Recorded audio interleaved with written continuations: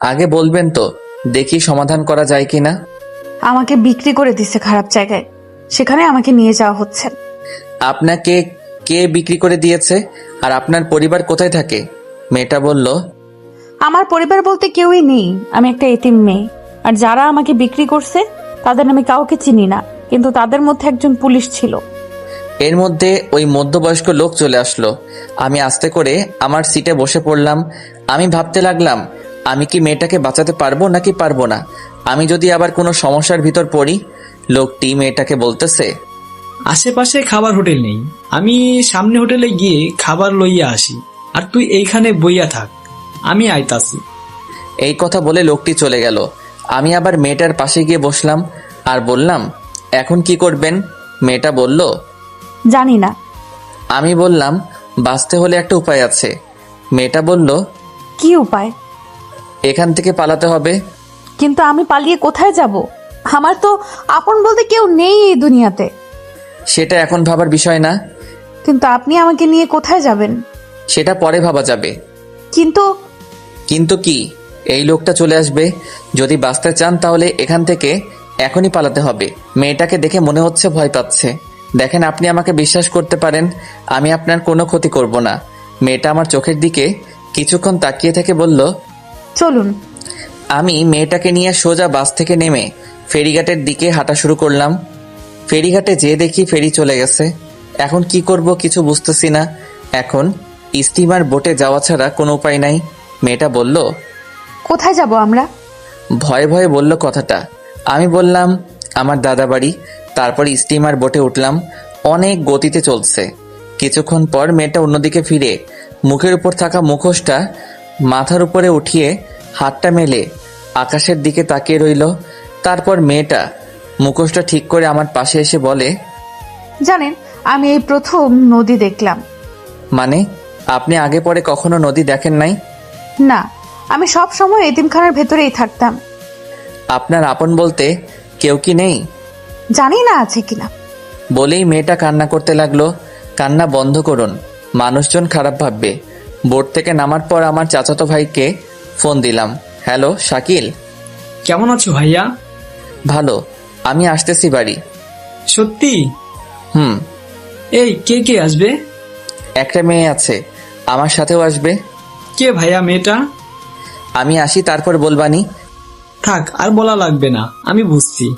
কি বুঝো? বলার আগে ফোনটা কেটে দিল।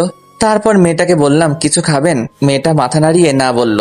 তারপর আমি জোর করে হোটেলে নিয়ে গেলাম। মহিলা ওয়াশরুম দেখিয়ে দিয়ে বললাম, হাত মুখ ধুয়ে টেবিলে আসুন। আমিও হাত মুখ ধুয়ে খাবার টেবিলে আসলাম। ওয়েটার টেবিলে খাবার দিতেছে। এর ভিতর মেয়েটা আমাকে বলল, আমি কি এখানে বসে খাবো? তো কোথায় বসে খাবেন? না, আমি এখানে বসে খাবো না। কেন? এখানে অনেক লোকজন আর পুরুষ আছে, তাই। আমি আর কোনো কথা বললাম না। ওয়েটারকে বললাম, ভাই এখানে কোনো আলাদা খাবার জায়গা আছে? আছে। আপনি ওনাকে ওইখানে নিয়ে যান আর ওনার খাবারটা ওখানে দিয়ে আসেন। ওকে। তারপর মেয়েটাকে বললাম, আপনি এইখানে যেয়ে খেয়ে আসুন। মেয়েটা কিছুক্ষণ তাকিয়ে থেকে চলে গেল। খাওয়া দাওয়া শেষে বাসে উঠলাম দাদাবাড়ি যাওয়ার জন্য। রাত 8টার সময় দাদাবাড়ি পৌঁছালাম। বাড়ির ভিতর ঢুকে আমি একটু অবাক হলাম। আমার দাদা দাদি, 4 চাচা চাচি, 2 ফুপু ভাই বোনে পুরা ঘর ভরা।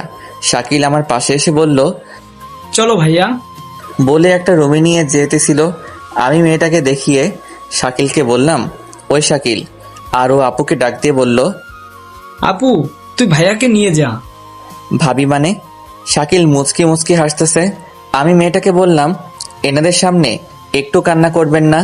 মেয়েটা মাথা নাড়িয়ে ঠিক আছে জানালো। আপু আমার সামনে এসে বলতেছে, অনেক বড় হয়ে গেছিস। মানে? মেয়েটাকে দেখিয়ে এই যে বলে আপু মেয়েটাকে নিয়ে অন্য রুমে চলে গেল। আমি রুমে এসে ফ্রেশ হয়ে বের হওয়ায় শাকিল আমার হাতে একটা পাঞ্জাবি দিয়ে বলল, পরো এটা। আমি বললাম না আমার জামা কাপড় ব্যাগে আছে। তারপরেও পরো, দাদা পড়তে বলেছে। আমি পরে বের হলাম। তারপর দাদার পাশে বসলাম। দাদাকে বললাম, কেমন আছো? তারপর দাদা আমাকে জড়িয়ে ধরে কান্না করতে লাগলো আর বলল, তোর মা বাপ এখন আমার উপর অভিমান করে আছে। আমি ফোন করেছিলাম তোর আব্বু আম্মুকে, তারা সকালে আসতেছে। আমি অবাক হয়ে গেলাম। এই 21 বছর পর দাদা আমার আব্বু আম্মুর সাথে কথা বলল। আমার মা বাবা প্রেম করে বিয়ে করছিল বলে মেনে নেয়নি। আমার দাদা তার ভাইয়ের মেয়ের সাথে আব্বুর বিয়ে ঠিক করছিল, কিন্তু আমার আব্বু বিয়ের 3 দিন আগে পালিয়ে বিয়ে করে। তারপর দাদার কাছে আসছিল, দাদা মেনে নেয়নি। আরও অনেক কথা অন্য একদিন বলবো। তারপরে সবার সাথে কথা বললাম। মেজো চাচিকে জিজ্ঞাসা করলাম, চাচা কই? অফিসে। আমার মেজো চাচা কাজী। এত রাতে অফিসে? এখনই চলে আসবে। তারপর দাদি আমাকে বলল, মেয়েটার নাম কি? আপু চিল্লাইয়া বলল। রোজা। সবাই মেয়েটার প্রশংসা করতে লাগলো। আমি একটু রুমের বাইরে এসে রিয়াকে ফোন দিলাম। কোথায় তুমি? দাদা বাড়ি। তোমার না খুলনা আসার কথা ছিল? একটু সমস্যা হয়েছে, তাই দাদা বাড়ি আসলাম। কি সমস্যা হইছে? তুমি ঠিক আছো তো? তেমন কিছু হয় নাই। তোমার পরীক্ষা কেমন হলো? ভালো। শোয়ান শোয়ান, দাদা ডাকতাছে। আমি রিয়াকে বললাম পরে ফোন দিব, দাদা ডাকতেছে। কাল আমার পরীক্ষা নাই, আজ সারা রাত কথা বলবো। আচ্ছা, আমি পরে ফোন দিচ্ছি। Okay, I love you. I love you too. Bye. Phone কেটে ফোনটা সাইলেন্ট করে রাখলাম। রুমের ভিতর এসে দেখি মেজো চাচা এসে পড়ছে। সবাই অনেক খুশি। আমাকে দেখে সবাই হাসতেছে। আমি দাদির পাশে বসলাম। দাদি বলল, কবুল বল। মানে? আরে লজ্জা পেতে হবে না। সবাই একসাথে হু হু করে হেসে উঠল। দাদি আবার বলল, কবুল বল। এই তোমরা চুপ করো। আমার মুখটা দাদির দিকে ফিরিয়ে দাদি বলল, কবুল বল। দাদি কবুল বলল মানে? তোর বিয়ে এখন, আর তুই কবুল বলবি না? আমার বিয়ে কার সাথে? কার সাথে? আবার রোজার সাথে। আরে এই মেয়েটারে তো আমি। তোর কিছু বলা লাগবে না, রোজা আমাদের সব বলেছে। তো তোর তো কিছুই বুঝি না। এখন তুই কবুল বলে এখানে সই কর। আর তুই যদি বিয়েটা না করিস, তোর আব্বু আম্মুকে আমি কোনোদিনও মেনে নেব না। আমি কিছুক্ষণ চুপ থেকে বললাম, রোজার সাথে আমার কিছু কথা আছে। ভাইয়া আগে বিয়েটা কর, তারপর মন ভৈরা কথা বলো। সবাই কত হাসি খুশি। আমি যদি না বলি সবাই মনে কষ্ট পাবে। সাথে মা বাবাকে দাদা মেনে নেব না। আমি আমার আব্বুকে অনেক কাঁদতে দেখেছি দাদা দাদির জন্য। এখন বাবা মাকে বলেও যদি মেনে না নেই, তাহলে বাবা মা অনেক কষ্ট পাবে। কি করব কিছুই মাথায় আসতেছে না। কি হলো, কবুল বল। আমি আর কোনো কিছু না ভেবে 3 বার কবুল বলে সই করে দিলাম। আলহামদুলিল্লাহ। তারপর চাচা দাদা দাদি যে রুমে রোজা, সেই রুমে গিয়ে রোজা সই নিল। তারপর খাওয়া দাওয়া করে শাকিল বলল, ভাইয়া এই রুমে চলো তো। আমি রুমে গেলাম। রুমের জানালা দিয়ে দেখলাম একটা লাল শাড়ি পরা একটা মেয়েকে অন্য রুমে নিয়ে যাচ্ছে। কিছুক্ষণ পর দাদা আর দাদি আসলো। এসে আমাকে একটা রুমের সামনে নিয়ে গেল। রুমের ভিতর ঢুকিয়ে দরজাটা বাইরে থেকে বন্ধ করে দিয়ে হাসতে হাসতে চলে গেল দাদা দাদি। আমি রুমটা দেখে অবাক হলাম। এত সুন্দর করে রুমটা সাজানো হয়েছে। সারা রুমে মোমবাতি, পুরা বিছানাটা ফুল দিয়ে সাজানো হয়েছে। রুমের ভিতর একটা খাট, একটা টেবিল, টেবিলের উপর 1 গ্লাস দুধ, এর 2 সেট জামা কাপড় আছে, একটা আমার একটা হয়তো রোজার। আমি রুমে ঢোকার শব্দ শুনে রোজা খাট থেকে নেমে এসে আমার পা ধরে বসে রইল। আমি কি করব কিছুই বুঝতেছি না। আমি ওর 2 ডানা ধরে রোজাকে দাঁড় করালাম আমার সামনে। ইয়া বড় ঘুমটা দেওয়া। রোজা আমার হাত ধরে টেবিলের কাছে নিয়ে গেল, নিয়ে দুধের গ্লাসটা আমার হাতে দিল। আমি গ্লাসটা হাতে নিয়ে বললাম, আমার কিছু কথা আছে। রোজা বলল, শুনবো, সব কথা শুনবো। আগে দুধটা খান, অর্ধেক খান কিন্তু। আমি রোজার পাশে দাঁড়িয়ে দুধটা মুখ লাগিয়ে খাচ্ছি। অর্ধেকের বেশি খাওয়ার সাথে সাথে রোজা একটু উঁচু হয়ে হাত ধরে দুধের গ্লাসটা মুখের থেকে 2 আঙ্গুল দূরে সরিয়ে রেখে বলল, অর্ধেক খেতে বলছি না? আমার হাত এখনো ধরা। আমি ওর দিকে তাকিয়ে আছি। ঘুমটার আড়ালে শুধুমাত্র ওর ঠোঁটটা দেখা যাচ্ছে। ঠোঁটের নিচে ছোট একটা তিল, যা ও ঠোঁটের সৌন্দর্যকে আরো বাড়িয়ে দিচ্ছে। আমি আস্তে আস্তে দুধের গ্লাসটা রোজার হাতে দিলাম। রোজা দুধটা খেয়ে আবার আমার হাত ধরে খাটের কাছে নিয়ে গেল। আমি খাটের এক পাশে বসে রোজাকে অন্য পাশে বসতে বললাম। ও এখনো ঘুমটা দেওয়া। চুপচাপ 2 জন বসে আছি। নীরবতা ভেঙে আমি বললাম, কি থেকে কি হয়ে গেল, তাই না? কিন্তু আল্লাহ যা করে ভালোর জন্যই করে। আপনাকে কিছু কথা বলার ছিল। বলেন। আমি একজনকে ভালোবাসি, 4 বছরের সম্পর্ক আমাদের। আমার বাবা মা জানে। ওর পরীক্ষা চলতেছে, পরীক্ষা শেষ হলে আমাদের বিয়েটা হওয়ার কথা ছিল, কিন্তু আপনার সাথে বিয়েটা হয়ে গেল। আপনি তো না বলতে পারতেন। কিন্তু এ কারণে আপনাকে আমার বিয়ে করা লাগছে। আমি কিছুদিন পর আপনাকে ডিভোর্স দিয়ে দিব। রোজা একটু হেসে বলল, বিয়েটা হতে পারলো না, এরই মধ্যে ডিভোর্স? আমি কিছুক্ষণ চুপ থেকে বললাম, আপনি চিন্তা করবেন না, আমি আপনার থাকা খাওয়ার একটা ব্যবস্থা করে দিব। আপনি আমাকে একবার দেখেন তো। দেখে কি হবে? থাক, দেখা লাগবে না। আপনার আর কিছু বলা থাকলে বলতে পারেন। বলার মতো কথা অনেক আছে, কিন্তু অধিকার নাই। কথা বলতে কোনো অধিকার লাগে না। একটা কথা বলবো, রাখবেন? এই কথাটাই অধিকার আছে। রাখবেন কিনা বলেন? বলেন। আপনি আমাকে নাম ধরে ডাকবেন আর তুমি করে বলবেন। শুধু এইটুকু? হুম। আচ্ছা, এবার আপনি ঘুমান। আবার আপনি? সরি, এবার তুমি ঘুমাও। আপনি কি করবেন? মুস্কানের সাথে একটু কথা বলল। এই মুস্কানকে? আরে বললাম না, আমার প্রেমিকার কথা, ওর নাম মুস্কান। ও, তা ঘুমাও তুমি। আপনি কিন্তু একবারও আমার মুখটা দেখলেন না। না দেখাটাই ভালো। রোজা শুয়ে পড়ল। ঘরের মোমবাতিগুলা আস্তে আস্তে নিভতে শুরু করছে। আমি টেবিলের উপর বসে ফোনটা হাতে নিয়ে লক করলাম, আর দেখতে পেলাম 75+ মিসড কল, 93+ SMS। তাই রিয়াকে ফোন দিলাম। সাথে সাথে ফোন ধরে বলল, তুমি ঠিক আছো তো? ঠিক আছি। কেন, কি হয়েছে? আমার কেন জানি মনে হচ্ছে তুমি আর আমার নেই। আরে পাগলি, আমি একটু দূরে আছি, তার জন্য তোমার এরকম মনে হচ্ছে। তুমি এতক্ষণ ফোন ধরো নাই কেন? ফোন চার্জে ছিল। কথা বলতে বলতে টেবিলের উপর দেয়ালের সাথে হেলান দিয়ে ঘুমিয়ে পড়ছি। এই যে শুনছেন, ওঠেন, উঠে বিছানায় আসেন। প্রায় মধ্যরাত। তখন মোমবাতি হাতে নিয়ে একটা লাল বেনারসি পরা পরী আমার সামনে দাঁড়িয়ে আছে। টানা টানা চোখ, লম্বা নাক, আকর্ষণ করার মতো ঠোঁট, সাথে ঠোঁটের নিচের তিলটা। আমি হা হয়ে ওর দিকে তাকিয়ে আছি। মশা ঢুকবে মুখে। ও মা, হা করে কি দেখেন? আমি একটু লজ্জা পেয়ে বললাম, কই কিছু না তো। রোজা হাসতে হাসতে বলল, খাটে এসে ঘুমান। আবার আমি বলছি না তুমি করে বলতে? একদম আমার মুখের কাছে মুখ নিয়ে কথাটা বলল রোজা। মানে তোমার সাথে এক বিছানায় ঘুমাবো। তো কোথায় ঘুমাবেন? আমি আপনার বউ, আপনি ঘুমাবেন না তো কে ঘুমাবে আমার সাথে? কিন্তু তোমাকে তো বউ হিসেবে মানি না। আপনি না মানলে কি হবে? আমি তো আপনাকে স্বামী হিসেবে মানি। এখন যদি খাটে না আসেন তাহলে আমি কিন্তু দাদাকে ডাকবো। এই না না, তাহলে চলেন। আমি এইখানেই ঠিক আছি। খাটে আসবেন নাকি ডাক দিব?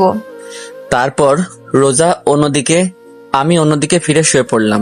সকাল 6টায় ঘুম থেকে উঠে দেখি রোজা আমার বুকের উপর শুয়ে আছে। একদম পরীর মতো লাগছে। যে কেউ রোজাকে দেখলে প্রেমে পড়ে যাবে। কিন্তু আমি রিয়াকে ভালোবাসি, রোজার মায়ায় পড়া যাবে না। আমি রোজার মাথাটা বুকের উপর থেকে সরিয়ে বালিশের উপর রেখে আমি আবার শুয়ে পড়লাম। এইবার ঘুম থেকে উঠে আমি চমকে গেলাম, কারণ আমার সামনে আমার মা বাবা আর আমার ছোট ভাই। পাশে তাকিয়ে দেখি রোজা নাই। ঘুম ঘুম চোখে মাকে বললাম, তোমরা কখন আসলা? তুই এইটা কিভাবে পারলি? আমি গালে হাত দিয়ে দাঁড়িয়ে আছি। তোর সাথে রিয়ার বিয়ে ঠিক করা, ওর পরীক্ষার 3 দিন পর তোদের বিয়ে, সবাইকে দাওয়াত দেওয়া হয়ে গেছে, আর এখন তুই? রিয়ার কি হবে? ও যদি জানতে পারে ও তো পাগল হয়ে যাবে। তোরা না দুইজন দুইজনকে ভালোবাসিস? মা, চুপ, কোনো কথা বলবি না। বের হ রুম থেকে, গোসল করে নাস্তা করতে আয়। আমি কোনো কথা না বলে রুম থেকে বের হতে লাগলাম। দরজার কাছে আসতে দেখি দরজার পাশে রোজা দাঁড়িয়ে কান্না করতেছে। গোসল করে আইছে, চুল থেকে এখনো পানি পড়তেছে। আমি হাসি মুখে বললাম, ঝড় আসছে, রেডি থাকো। আল্লাহ যা করবে ভালোর জন্যই করবে। এই চাকার জন্য? আব্বু আম্মুর জন্য। আরে বাব্বা, এখনই আব্বু আম্মু? হুম। একটু মুখে ভেঙচি দিয়ে হাতের কেনুই দিয়ে আমাকে খোঁচা দিয়ে চলে গেল। কি অদ্ভুত, তাই না? গোসল করতেছি, এরই ভিতর দরজায় করা নাড়লো। আমি বললাম, কে? আমি। কে রোজা? হুম। কি বলো? আপনার ফোন বাজতেছে, কে যেন ফোন করছে। আমি দরজাটা একটু খুলে ফোনটা নিলাম, সাথে সাথে আবার রিয়ার ফোন। হ্যালো। আমার না কোনো কিছু ভালো লাগতেছে না। কেন, কি হয়েছে? জানি না, কিন্তু কিরকম জানি লাগতেছে। আরে পাগলি, তোমার পরীক্ষা চলতেছে তো তাই এরকম লাগতেছে। সব ঠিক হয়ে যাবে। আচ্ছা রাখি তাহলে, গোসল করব। এই তুমি এত সকালে গোসল করবা কেন? তুমি তো দুপুরে গোসল করো, তাই না? আরে থাক, বলা লাগবে না। বলবা তো দাদা বাড়ি আসছি তাই? একদম ঠিক। তা এখন রাখি, পরে কথা বলবো। হুম সোহান, সোহান, সোহান, বলো। একটা কথা জিজ্ঞাসা করব। করো। সব ঠিক আছে তো সোহান? এই কথাটা শুনে আমার বুকের ভিতর একটু ব্যথা করে উঠল। আমি নর্মাল ভাবেই বললাম, সব ঠিকই তো আছে রিয়া, তুমি বেকার টেনশন করছো। আচ্ছা রাখি তাহলে, ফোন দিও কিন্তু। Love you. Love you too. Bye. Bye. দরজায় কেউ করা নাড়ছে। কে? আমি। বলো। আম্মু ডাকতেছে আপনাকে। আসতেছি। রিয়াকে এখন কিছু বলা যাবে না, ওর পরীক্ষা চলতেছে। এখন বললে ওর পরীক্ষা ভালো হবে না। কিন্তু রিয়া ঠিকই বুঝতে পারছে যে কিছু একটা হয়েছে। অনেক ভালোবাসে সোহানকে রিয়া, তাই হয়তো অনুভব করতে পারে। নাস্তার টেবিলে দাদা মাকে বলতেছে, শোন বৌমা, সোহানরা আমি বিয়ে দিছি, ওরা দুজন দুজনকে ভালোবাসে তাই বিয়েটা দিছি। মেয়েটা দেখতে কি মিষ্টি। রোজা চুপচাপ বসে আছে, তা দেখে মা বললেন, ও বউ, খাচ্ছ না কেন? এই তো আম্মু খাচ্ছি। এদিকে আয় মা, আমার পাশে বস। রোজা মার পাশে বসলো। মা নিজের হাতে রোজাকে খাইয়ে দিচ্ছে। রোজাও ভেজা ভেজা চোখে খেতে লাগলো। প্রেমের বিয়ে বেশি দিন টেকে না। মীরা প্রতিবেশী দরজায় সামনে দাঁড়িয়ে কথাটা বলল। এই তুই চুপ কর, এই বিয়ের সাক্ষী আমি তুমি। দেখো বৌমা, সোহানার রোজা কোনোদিনও আলাদা হবে না। কেন আলাদা হবে? এরকম একটা মিষ্টি মেয়েই তো আমার চাই। একটু বাইরে বের হলাম। ঘোরাফেরা করে বাসায় আসার সাথে রোজা বলল, কোথায় ছিলেন এতক্ষণ? আমি কোনো কথা না বলে রুমে এসে মার কাছে গেলাম। মা, কিছু কথা আছে তোমার সাথে। বল। রোজাকে আমি বাসে। রোজা আমাকে সব বলেছে। বাসে দেখা হয়েছে, ও এতিম। তোর দাদা ভাবছে তুই রোজাকে পালিয়ে নিয়ে আইছিস, তাই তোদের বিয়ে দিয়ে দিছে, এই তো। তো এখন কি করব? কি করবি মানে? বলছিলাম কি ডিভোর্স ডিভোর্স দিবি মানে? আমাদের বংশের ডিভোর্স, তালাক নামে কোনো শব্দই নাই। মা, আমি রিয়াকে ভালোবাসি। আমি রিয়ার মাকে ফোন করে বলে দিছি আমার ছেলের অন্য জায়গায় বিয়ে হয়ে গেছে। মা তুমি। মা কান্না করে দিয়ে বলল, দেখ সোহান, তোর আর রোজার বিয়েটা হয়ে গেছে, এখন তুই রিয়াকে ভুলে যা। তোর দাদার কথা শুনিস নাই? তোদের দুজনের জন্য এই বিয়েটা হচ্ছে। যা হবার তা হয়ে গেছে, এখন থেকে তুই রোজাকে ভালোবাসবি। অসম্ভব বলে চলে আসছিলাম। দরজার সামনে রোজা দাঁড়ানো। আমি পাশ কেটে বাইরে বের হয়ে রিয়াকে ফোন দিলাম। রিসিভ করে কোনো কথা বলতেছে না। রিয়া, রিয়া, কান্নার আওয়াজ শোনা যাচ্ছে। রিয়া, কথা বলো না কেন? কেন করলা এটা আমার সাথে সোহান? রিয়া, আমার কথাটা শোনো। কেমনে পারলে তুমি এটা করতে? রিয়া শোনো। কোনো কারণ আমি জানতে চাই না। অনেক ভালোবাসি সোহান তোমাকে, অনেক ভালোবাসি। তোমার বুকে অন্য কেউ মাথা রেখে ঘুমাবে আমি ছাড়া, আমি কোনোদিনও ভাবতে পারি নাই। তুমি সকালে আমাকে বললা সব ঠিক আছে। হ্যাঁ, সব ঠিকই আছে। কাল আমাকে একবার দেখতে এসো, কেমন আর সাথে নতুন বউকে নিয়ে আসবা। রিয়া, রাখি তাহলে। ফোনটাও কাটে নাই, ওর কান্নার আওয়াজ শোনা যাচ্ছে। আমি বললাম, লাভ ইউ রিয়া। একটু জোরে কান্না করে কেটে দিল। কিছুক্ষণ পর ইমন ফোন দিছে। হ্যালো। কিরে মামা, বিয়ে করলি? টেরও পেলাম না। তুই জানলি কি করে? এলাকায় সবাই জানে মামা। তা তোদের তো কয়েকদিন পর বিয়ে হওয়ার কথা ছিল, তাই না? মনে হয় রিয়া এই বিয়েটা তাড়াতাড়ি করাইছে, তাই না? রিয়া তোর অনেক ভালোবাসে দোস্ত, কোনো সময় কষ্ট দিবি না। আমি এইবার কাঁদতে শুরু করলাম। কিরে, কি হয়েছে সোহান? দোস্ত, রিয়ার সাথে বিয়ে হয় নাই। মানে? ইমনকে সব খুলে বললাম। দোস্ত তুই চিন্তা করিস না, সব ঠিক হয়ে যাবে। আমি তোরে পরে ফোন দিচ্ছি। বাসায় আসলাম। খাটে বসা মাত্র রোজা রুমে এসে বলল, কিছু লাগবে? না। রোজার হাতে মার সোনার চুড়ি, যে একসময় মা রিয়াকে দেবে বলে কিনেছিল মা। রোজা আমার পাশে বসলো। আপনি কোনো চিন্তা করবেন না, আমাকে ডিভোর্স দিয়ে রিয়া আপুকে আপনি বিয়ে করেন। আমি হাসতে হাসতে বললাম, আমার অধিকার পাও নাই? তা কি হইছে? বাড়ির আর সবার কাছ থেকে তো নিজের অধিকার নিয়ে নিচ্ছ। মানে? মানে আর কি, যাও বের হও রুম থেকে। রিয়া চলে গেল। আমি চোখ বুজে শুয়ে শুয়ে ভাবতেছি কি থেকে কি হয়ে গেল। আমার সাজানো জীবনটা এক নিমিষে উল্টাপাল্টা হয়ে গেল। অনেক রাগ হচ্ছে রোজার উপর। কিছুক্ষণ পর রোজা রুমে আসলো। ও হয়তো ভাবছে আমি ঘুমিয়ে পড়ছি। পাশে বসে আমার কপালে একটা চুমু দিল। আমার রাগের পরিমাণটা আরো বেড়ে গেল। আমি উঠেই রোজার গালে ঠাস ঠাস। তোর সাহস কি করে হলো এটা করার? রোজা ভয় পেয়ে আমার থেকে একটু দূরে সরিয়ে দাঁড়িয়ে বোবা কান্না করতেছে। ফর্সা গালে আমার আঙ্গুলের ছাপ স্পষ্ট দেখা যাচ্ছে। তোরে বলছি না আমার থেকে দূরে দূরে থাকবি। রোজা কোনো কথা বলতেছে না, চুপচাপ কান্না করতেছে। এরই মধ্যে মা রুমে ঢুকলো। কি হয়েছে, এত চিল্লাচিল্লি করছিস কেন? এ কি রোজা, তুই কান্না করতেছিস কেন? তোর গালে এটা কিসের দাগ? নে আম্মু। মা আমার কাছে এসে বলল, রোজাকে মারছিস তুই? কেন মারছিস? মা এবার আমার গালে পড়ছে। আমার রাগটা আরো বাড়তে লাগলো। মা, এই একটা মেয়ের জন্য তুমি? ও শুধু একটা মেয়ে না, ও আমাদের বাড়ির বউ। বউ বউ বউ আর ভালো লাগে না মা। ভালো লাগবে আনে। আসেন ভাত খাইতে।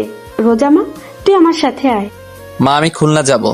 তোর সাথে পরে কথা বলবো। আর রোজার গায়ে ফেরদার হাত দিচ্ছিস তো আমার চাইতে খারাপ আর কেউ হবে না।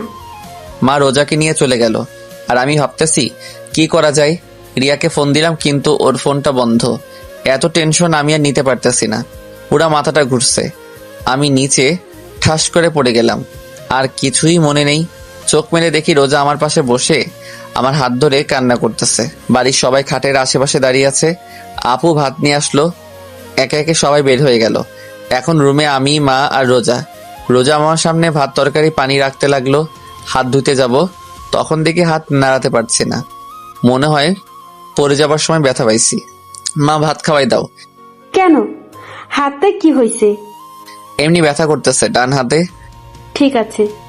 মা ভাত মাখাতে লাগলো। এরই মধ্যে চাচি আপু মাকে ডাকতেছে। কি? তোমাদের দাদা ডাকতেছে। খাওয়ানো শেষ হলে আসতাছি, তুই যা। চাচি তুমিও না, তোমার পোলার এখন বউ আছে, আর বউ থাকতে তুমি ওরে খাওয়াইয়া দাও। মা কিছু একটা ভেবে রোজাকে বলল, নে বাটটা খাইয়া দে, তারপর ঔষধ খাইয়া দিস। মা। চুপচাপ খা, না হলে না খাইয়া থাক। মা চলে গেল। অনিচ্ছা থাকা সত্ত্বেও রোজার হাতে ভাত খেতে হলো। তারপর রিয়াকে ফোন দিলাম কিন্তু বরাবরের মতো ফোনটা বন্ধ। রাতে আমি আগে থেকে রুমে শুয়েছিলাম। রোজা এসে আমার পাশে শুয়ে পড়লো। আমি একটু নর্মাল ভাবে জিজ্ঞাসা করলাম, তোমার অতীত সম্পর্কে বললা না? রোজা আমার দিকে ফিরল। ওর চোখের পানি গাল বেয়ে পড়তেছে। খালি কান্না করে মেয়েটা। খুব মায়া হলো ওর প্রতি। নিজের অজান্তে আমার হাত দিয়ে ওর চোখের পানি মুছে দিলাম। ও করুণ চোখে আমার দিকে চেয়ে আছে। আমি একটু হেসে বললাম, তোমার অতীতটা কি আমি জানতে চাই। কি হয় তুমি এতিমখানা থেকে ওদের কাছে গেলে? আমার যখন 2 বছর বয়স তখন আমার বাবা মারা যায়। আমার মামারা মার অন্য জায়গায় বিয়ে ঠিক করে, কিন্তু মার সাথে যার বিয়ে ঠিক হয় সে আমাকে মেনে নিবে না। তাই মা এক প্রকার বাধ্য হয়ে আমাকে এতিমখানায় রেখে আসে। এইসব কথা আমাকে এতিমখানায় যে খালা রান্না করতো সে বলছে। বুঝলাম। তা তুমি ওই লোকদের কাছে কিভাবে গেলে? এতিমখানার মালিক মারা যাওয়ার পর কিছু বড় বড় নেতার চোখ পড়ে এতিমখানায়। এখানেই নাকি মার্কেট হবে। এতিমখানায় যত লোক ছিল তাদের মধ্যে শুধু আমিই বড় ছিলাম, আর সবাই ছোট ছোট। সবাইকে আলাদা আলাদা এতিমখানায় শিফট করা হয়, কিন্তু একটা পুলিশ আমাকে ওই লোকটার কাছে বিক্রি করে দিছে। তারপর আপনার সাথে দেখা। বলে কান্না করতে লাগলো। তোমাকে বলছি না এই কান্নাকাটি একদম আমার সামনে করবা না। ও কান্না থামিয়ে বলল, আপনি রিয়া আপুকে বিয়ে করেন, কিন্তু আমারে তারায় দিবেন না। আপনার ঘরের এক কোনায় একটু জায়গা দিয়েন।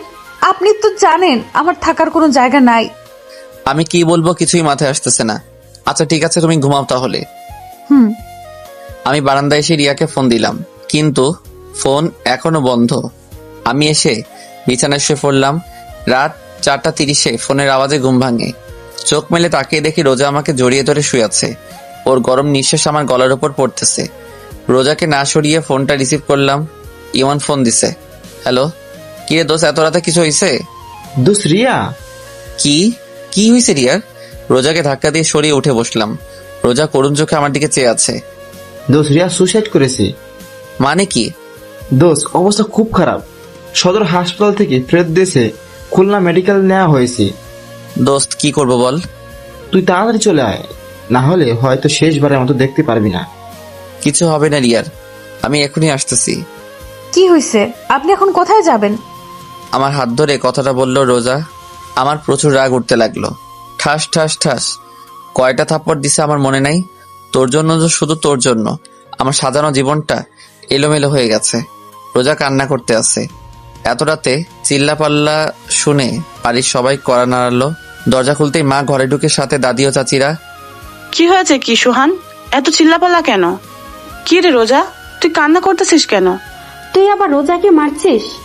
মা আমার কথা না শুনে অনবরত থাপ্পড় মারতে লাগলো আমার গালে। রোজা খাট থেকে নেমে আমার সামনে দাঁড়ালো। আম্মু, উনি আমারে কিছু বলে নাই। তুই সর সামনে থেকে। না আম্মু, উনি আমার স্বামী, উনিই মারবে আমাকে, আর উনি ভালোবাসবে আমায়। সর তো তুই। মারো মারো, কত মারবা মারো। এবার মা বুঝতে পারলো কিছু একটা হয়েছে। মা আমার পাশে বসে বলল, কি হয়েছে? রিয়া, রিয়া কি? আমি এখন খুলনা যাব। কেন? আর এত গাড়ি পাওয়া যাবে না তো? রিয়ার কি হয়েছে? ও সুইসাইড করছে। কি? ও আমার জন্য সুইসাইড করছে মা। ইমন বলল সদর থেকে ফেরত দিয়েছে, খুলনা মেডিকেলে নিয়ে গেছে। আর ইমন বলল মনে হয় আর বাঁচবে না। মা কি বলবে ভাবতেছে। মা জানতো এরকম কিছু একটা হবে, কিন্তু এত তাড়াতাড়ি হবে তা মা ভাবতে পারে নাই। দেখ সোহান, রিয়ার কিছু হবে না। রোজা আমার পাশে বসলো, আমার কাঁধে হাত রেখে বলল, আপনি চিন্তা করবেন না, সব ঠিক হয়ে যাবে। এখন 5:30। শাকিল কোথা থেকে একটা বাইক নিয়ে আইছে। রিয়ার মাকে ফোন দিলাম, কিন্তু রিসিভ করলো না। খুলনা রওনা দিব। রুম থেকে বের হব, এরই ভিতর রোজার সামনে আসলো। আমার ডান হাত তার বুকের উপর রাখলো আর চোখ বুজে বলতে লাগলো, আমি হয়তো আপনার জীবনে এসে অনেক বড় ক্ষতি করে ফেলেছি আপনার। আমার না অনেক লোক, ছোটবেলা থেকেই কাউকে আব্বু আম্মু বলে ডাকতে পারি নাই, তাই আপনার আব্বু আম্মুকে পেয়ে লোকটা আর সামলাতে পারি নাই। আমার জন্য আপনি অনেক সমস্যায় পড়ছেন, তার জন্য আমি আপনার কাছে ক্ষমা চাচ্ছি। আমার হাতটা এখনো ওর বুকের উপর। এক একটা নিঃশ্বাস আমি আমার হাত দিয়ে অনুভব করতে পারছি। আমি হালকা করুণভাবে বললাম, আর কিছু বলবে? হুম। বলো তাহলে, আমার বের হতে হবে। মারবেন না তো? না, বলো। আর ওই সময় তোমাকে মারছি তার জন্য সরি। আমি আপনাকে একটু জড়িয়ে ধরতে চাই। রোজা উত্তরের আশায় আমার দিকে চেয়ে আছে। আমি কি বলবো ভাবতেছি, কি মনে করে যেন আমি হাতটা মেলে দিলাম, আর ও সোজা আমার বুকের উপর পড়লো। মা দরজার সামনে দাঁড়িয়ে হালকা কাশি দিল। রোজা লজ্জা পেয়ে খাটের কাছে বসলো। মা রুমে ঢুকে রোজাকে বলল, রোজা মা, তুই একটু বাইরে যা। রোজা বাইরে চলে গেল। মা কিছু বলবা? দেখ সোহান, তুই রিয়াকে ভালোবাসিস, তোর ভালোবাসাকে আমি আর তোর আব্বুর সম্মান করি। সম্মান করে বলে আমরা তোর আর রিয়ার বিয়ে ঠিক করি, কিন্তু এখন রোজা তোর বউ। তুই রোজাকে না চাইলে ও আমি রোজাকে চাই। শুধু আমি না, বরং বাড়ির সবাই রোজাকে তোর পাশে দেখতে চাই। এখন তোর হাতে সবকিছু। তাহলে মা রিয়ার কি হবে? মা কি হলো, কথা বলো। রিয়ার কি হবে? ও তো আমাকে পাগলের মতো ভালোবাসে। দেখ সোহান, আমি জানি, তারপরও সোহান রোজা তোর বউ, আর আমি মন থেকে রোজাকে আমার ছেলের বউ হিসাবে মেনে নিয়েছি। কিন্তু আমি তো মেনে নেই নাই। তুই আমার ছেলে, তোরে আর কি বলবো। স্বামী স্ত্রীর মধ্যে আল্লাহ অন্যরকম ভালোবাসা দিয়ে দিছে, যা তুই এখন বুঝতে পারবি না। মা রুম থেকে চলে গেল। রিয়ার মাকে আবার ফোন দিলাম, কিন্তু ধরলো না। খুলনা রওনা দিলাম, সাথে শাকিলও হাসপাতালে আছে। গিয়ে দেখি রিয়া আর নেই, কিছুক্ষণ আগে মারা গেছে। আমি পুরো শকড, বিশ্বাসই হচ্ছে না যে রিয়া মারা গেছে। আমার চোখ থেকে অনবরত পানি পড়তেছে। রিয়ার মা রিসিপশনে নার্সের সাথে কথা বলতেছে। আমি পিছন থেকে বললাম, খালা। রিয়ার মা মারলো আমাকে, এত জোরে থাপ্পড়টা মারছে আমি নিচে ফ্লোরে আছড়ে পড়লাম। ঠোঁট ফেটে গেছে, রক্ত পড়তেছে। শাকিল এসে আমাকে দাঁড় করালো। খালা রিয়া কোনো কথা বলতেছে না, নীরবে কান্না করতেছে। মা চলো। রিয়ার মা কাঁদতে কাঁদতে রিয়ার ভাইয়ের পিছু পিছু চলে গেল। আমি কান্না করতেছি না, কিন্তু আমার চোখ থেকে পানি পড়তেছে। রিয়ার মার পিছু পিছু চলতে লাগলাম। তারা একটা অ্যাম্বুলেন্সে উঠতে লাগলো। আমি দৌড়ে অ্যাম্বুলেন্সের পাশে গেলাম। খালা রিয়া। তোর ওই পাপি মুখে রিয়ার নাম আর নিস না। খালা। ঠাস করে অ্যাম্বুলেন্সের দরজাটা বন্ধ করে তারা চলে গেল। আমি বসে পড়ে চিৎকার করে কান্না করতে লাগলাম। রিয়া নাই, আমার বিশ্বাসই হচ্ছে না, মনে হয় একটা দুঃস্বপ্ন। ঘুম ভাঙলে সব ঠিক হয়ে যাবে।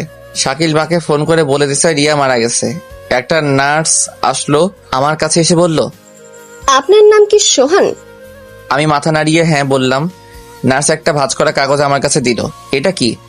যে পেশেন্টটা কিছুক্ষণ আগে মারা গেছে তার লেখা চিঠি। আমি কাগজটা হাতে নিয়ে বললাম, আপনি কোথায় পেলেন? পেশেন্ট যখন মৃত্যুশয্যায় ছিল তখন তার মার কাছে কাগজটা দিয়েছিল আর বলেছিল এটা সোহানকে দিতে, কিন্তু পেশেন্ট মারা যাওয়ার পর পেশেন্টের মা কাগজটা ডাস্টবিনে ফেলে দেয়। আমি ডাস্টবিন থেকে উঠিয়ে আমার কাছে রেখে দিই, আর আপনাকে দেখে মনে হলো আপনি সোহান, তাই দিলাম। আমি কান্না করতে করতে বললাম, ধন্যবাদ আপনাকে। আর একটা কথা, মেয়েটা মারা যাওয়ার সময় অনেক মিনতি করেছে তার মায়ের কাছে, বাবার কাছে আপনাকে দেখার জন্য। আমি আর কি বলবো, আমার মনে হয় না যে রিয়া মারা গেছে। হাসপাতালের বাইরে বসে আছি, পাশে শাকিল, ইমনের অপেক্ষায় আছি। ইমন আসলো, ওকে জড়িয়ে ধরে কান্না করতে লাগলাম। ইমনও কান্না করতেছে। রিয়ার বাসায় গেলাম, কিন্তু রিয়ার আব্বু ঢুকতে দেয় নাই আমাকে। আমি, শাকিল আর ইমন রিয়ার ঘরের বাইরে দাঁড়িয়ে আছি। আমি নন স্টপ কান্না করতেছি, কি থেকে কি হয়ে গেল, তাই না? আস্তে আস্তে রিয়ার বাড়ির ভিতর লোকজন বাড়তে লাগলো। প্রায় লোকজন আমাকে ঘৃণার চোখে দেখতেছিল।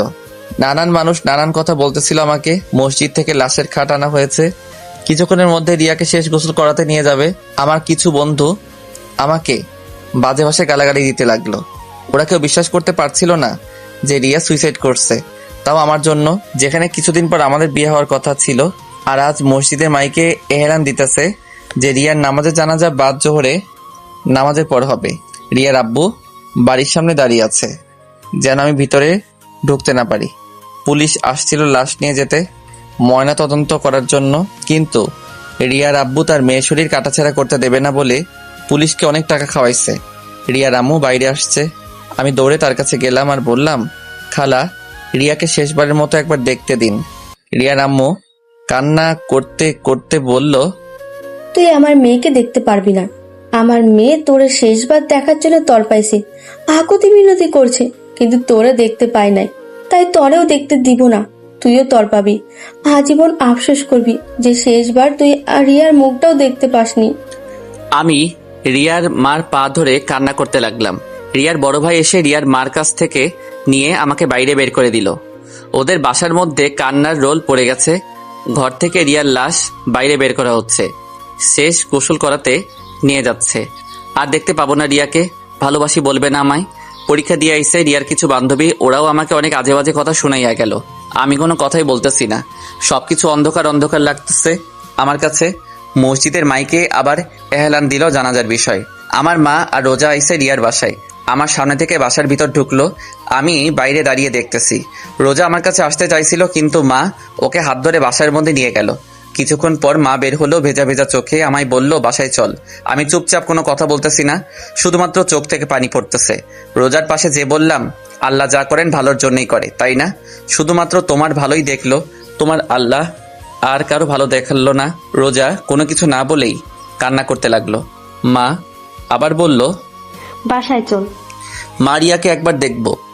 আর কাউকেই দেখতে দিবে না, আর মেয়েদের লাশ আপন লোক ছাড়া পরপুরুষকে দেখতে দেয় না। ওর মামারে দেখতে দেয় নাই। আমি আর কোনো কথা বললাম না, কারণ এসব নিয়ম কানুন আমি জানি। আমার বুক ফেটে কান্না আসতেছে। রিয়াকে শেষবার দেখতে পারবো না। মার সাথে আমাদের বাসায় আসলাম। কিছুক্ষণ বাসায় বসে উজু করে নামাজে গেলাম। নামাজ শেষে মসজিদের বাইরে এসে দাঁড়ালাম জানাজার জন্য। মসজিদের বাইরে আগে থেকে রিয়ার লাশ রাখা ছিল। একে একে 3 কাতারে জানাজার নামাজ শুরু হলো। জানাজা শেষে দাফন করার পর আর বাসায় যাইনি। সারাটা দিন ইমনের সাথে ছিলাম। রাত 1টার সময় বাসায় আসলাম। ডুপ্লিকেট চাবি দিয়ে ঘরে ঢোকার সাথে সাথেই দেখলাম সবাই হলরুমে বসে আছে। আমি কোনো কথা না বলে সোজা আমার রুমে আসতে যাব, তখনই মা বলল, ভাত খাবি না? না, খিদা নাই বলে রুমে চলে আসলাম। শুয়ে শুয়ে ভাবতেছি, রিয়ার মৃত্যুর জন্য কাকে দোষ দিব? আমাকে, রোজাকে, মাকে, নাকি রিয়া নিজেই দায়ী? রিয়া আমাকে একবারও বোঝার চেষ্টা করলো না। আজ অনেক একা একা লাগতেছে নিজেকে। এরকম একটা দিন আসবে কোনোদিনও কল্পনাও করতে পারি নাই। কিছুক্ষণ পর, এই যে শুনছেন? শুনতেছি, বলো। উঠেন তো। কেন? উঠেন তো। আমি উঠে পিঠের তলায় একটা বালিশ দিয়ে হেলান দিয়ে বসলাম। রোজা ভাত মাখতে শুরু করলো। আমার মুখের কাছে 1 লোকমা ভাত নিয়ে বলল, হা করুন। আমি চুপচাপ ওর দিকে তাকিয়ে আছি। ও আবারও বলল, কি হলো, হা করুন। তখন বললাম না, খাবো না। দেখে মনে হচ্ছে সারাদিন কিছুই খান নাই। আরো আপনার হাতে ব্যথা, খাবেন কি করে? নিন, হা করুন। আমি এইবার একটু জোরে চিল্লাই বললাম, খাবো না, শুনো নাই? আওয়াজ শুনে মা রুমের ভিতরে আসলো, এসে রোজাকে বলল, তোরা বলছি না ও খাবে না, ওর জন্য তুইও সারাদিন না খাইয়া রয়েছে। তুই খাইয়া ঘুমাইয়া পড়। আর সোহাগ, রোজারে যেন মারা টারা হয় না। বলে দরজাটা আটকিয়ে চলে গেল। রোজাও ভাত না খেয়ে হাত ধুয়ে বিছানায় শুয়ে পড়লো। কি অদ্ভুত তাই না? ও আমার জন্য না খেয়ে বসে আছে। রিয়ার কথা ভাবতে ভাবতে ঘুমিয়ে পড়লাম। সকালে রোজার ডাকে ঘুম ভাঙে, চা হাতে নিয়ে দাঁড়িয়ে আছি। চাটা হাতে নিলাম। এক চুমুক খাওয়ার পরেই রোজা জিজ্ঞাসা করলো, চা কেমন হয়েছে? আমি মাথা নাড়িয়ে ভালো বললাম। আমি নিজেকে অনেক নর্মাল রাখার চেষ্টা করতেছি, যদি কেউ বুঝতে না পারে আমার ভিতর থেকে কি চলতেছে। মানুষের ভালো করতে যে নিজের আপন মানুষকে হারালাম, আর রোজা পেল আপন মানুষ। আমার কাছে মনে হয় এই রোজার জন্য সবকিছু হয়েছে। না ওর সাথে আমার দেখা হতো, না ওর জন্য আজ এই দিন দেখতে হতো। রোজা রোজা রোজা, কি করব ওকে? আমার মাথায় কাজ করতেছে না। ফ্রেশ হয়ে নাস্তা না করে বাসা থেকে বের হতে যাব, এর মধ্যে রোজা আমার সামনে এসে দাঁড়ালো আর বলল, কোথায় যান? নাস্তা করবেন না? না। ও আমার হাত ধরে নাস্তার টেবিলে নিয়ে যেতে লাগলো। আমার এত পরিমাণ রাগ হলো যে ওর গালে ঠাস ঠাস করে 2টা থাপ্পড় দিয়ে দিলাম। রোজা আমার হাত ছেড়ে দিয়ে ছলছল চোখে আমার দিকে চেয়ে আছে। তুই এই বাড়ির বউ, আমার বউ না, এই কথাটা সবসময় মনে থাকে যেন। চলে আসার সময় মা রুমের দিকে তাকিয়ে দেখি মা আরো আমার দিকে চেয়ে রইছে। বাইরে বের হয়ে দেখি রিয়ার ছোট ভাই বাসার গেটের সামনে দাঁড়িয়ে আছে, হাতে একটা ব্যাগ নিয়ে। ওর পাশে যে দাঁড়ালাম, ও নিচের দিকে চেয়ে আছে। কিছু বলবি আরিয়ান? ও তখন কাঁদতে কাঁদতে আমাকে জড়িয়ে ধরলো। কিছুক্ষণ পর ছেড়ে দিয়ে ব্যাগটা আমার হাতে দিল। আমি হাতে নিয়ে বললাম, কি এতে? ও কাঁদতে কাঁদতে বলল, এটা আপুর ডায়েরি। তুমি যে শাড়ি দিছো সেই শাড়িটা। আমি জানি তুমি আপুকে অনেক ভালোবাসো, কিন্তু কি থেকে কি হয়ে গেল। আমি জানি তুমি অন্যায় কিছু করনি, কারণ তুমি আপুকে অনেক ভালোবাসতা। চাইছিলাম ডায়েরিটা আমার কাছে রেখে দেবো, কিন্তু ডায়েরির প্রথম পাতায় লেখা, এই ডায়েরিটা শুধুমাত্র তোমার ধরাছোঁয়া পড়ার অধিকার আছে, তাই তোমার কাছেই দিতে আসলাম। কি বলবো, আমার মাথায় কিছুই আসতেছে না। আমি ওকে জড়িয়ে ধরে কান্না করতে লাগলাম আর বলতে লাগলাম, তুই আমারে মাফ করে দিস, আজ আমার জন্য তোর বোন। তুমি কোনো কিছু করো নাই, আমি জানি। বলে দৌড়াতে দৌড়াতে চলে গেল আরিয়ান। পিছন থেকে অনেক ডাক দিছিলাম কিন্তু ফিরল না। ব্যাগটা হাতে নিয়ে ইমনের বাসায় গেলাম, যে দেখি ও এখন ঘুমে। ডাক দেওয়ার সাথে সাথে উঠে বসলো আর হাসি মুখে বলল, কিরে মামা, এত সকাল সকাল? এমনি আসলাম। সারাটা দিন ওর সাথে ঘুরলাম, কারণ নিজেকে ব্যস্ত রাখার চেষ্টা করতেছি। রিয়ার কথা যেন মনে না পড়ে, মনে পড়লে কান্না আসে। কেন ও আমাকে রেখে চলে গেল? ও কি আমাকে একটু বিশ্বাস করতো না? রিয়ার কথা যেন মনে না পড়ে, তাই নিজেকে ব্যস্ত রাখতেছি। রাত 11টার দিকে বাসায় আসলাম। দরজায় টোকা দেওয়ার সাথেই দরজা খুলে দিল। রোজা হয়তো আমার অপেক্ষায় ছিল। ভিতরে ঢুকে রুমের দিকে যাচ্ছিলাম, এর মধ্যে রোজা বলল, হাত মুখ ধুয়ে আসুন, আমি টেবিলে ভাত দিচ্ছি। আমি বাইরে থেকে খেয়ে আসছি, এখন আর খাবো না। রোজার দিকে তাকিয়ে দেখি ও করুণ চোখে আমার দিকে চেয়ে আছে। রুমে যে ব্যাগ থেকে ডায়েরিটা বের করে আলমারির ভিতর রাখলাম, আর শাড়িটা টেবিলের উপর রাখলাম। ছাদে এসে বসে রইছি। রিয়ার চিঠি আর ডায়েরি আমি এখনো পড়ি নাই, কারণ ভয় পড়ি নাই, না জানি কি লিখছে। হয়তো আমার উপর ওর যত অভিমান আছে সেটা লিখছে। চোখ থেকে পানি পড়তেছে আর মনে মনে বলতেছি, রিয়া কেন তুমি আমাকে একবারও বোঝার চেষ্টা করলে না? এই কি তোমার ভালোবাসা রিয়া? আমি এখন একা একা কেমনে থাকবো? জিন্দা লাশ হয়ে বেঁচে আছি আমি। আরো কিছুক্ষণ বসে থেকে রুমে আসলাম। রুমে ঢোকার সাথে সাথে আমার মেজাজটা চরমে উঠে গেল, কারণ রিয়ার শাড়ি রোজা পরছে। হাসি মুখে রোজা আমার দিকে চেয়ে আছে। আমি ওর সামনে যেয়ে বললাম, এই শাড়ি তোমাকে কে পরতে বলছে? রোজা আমার কথার উত্তর না দিয়ে বলল, কেমন লাগছে আমাকে? এইবার আর নিজের রাগটা আর কন্ট্রোল করতে পারলাম না। ঠাস ঠাস থাপ্পড় দিয়ে বললাম, তুই এই শাড়ি পরছিস কেন?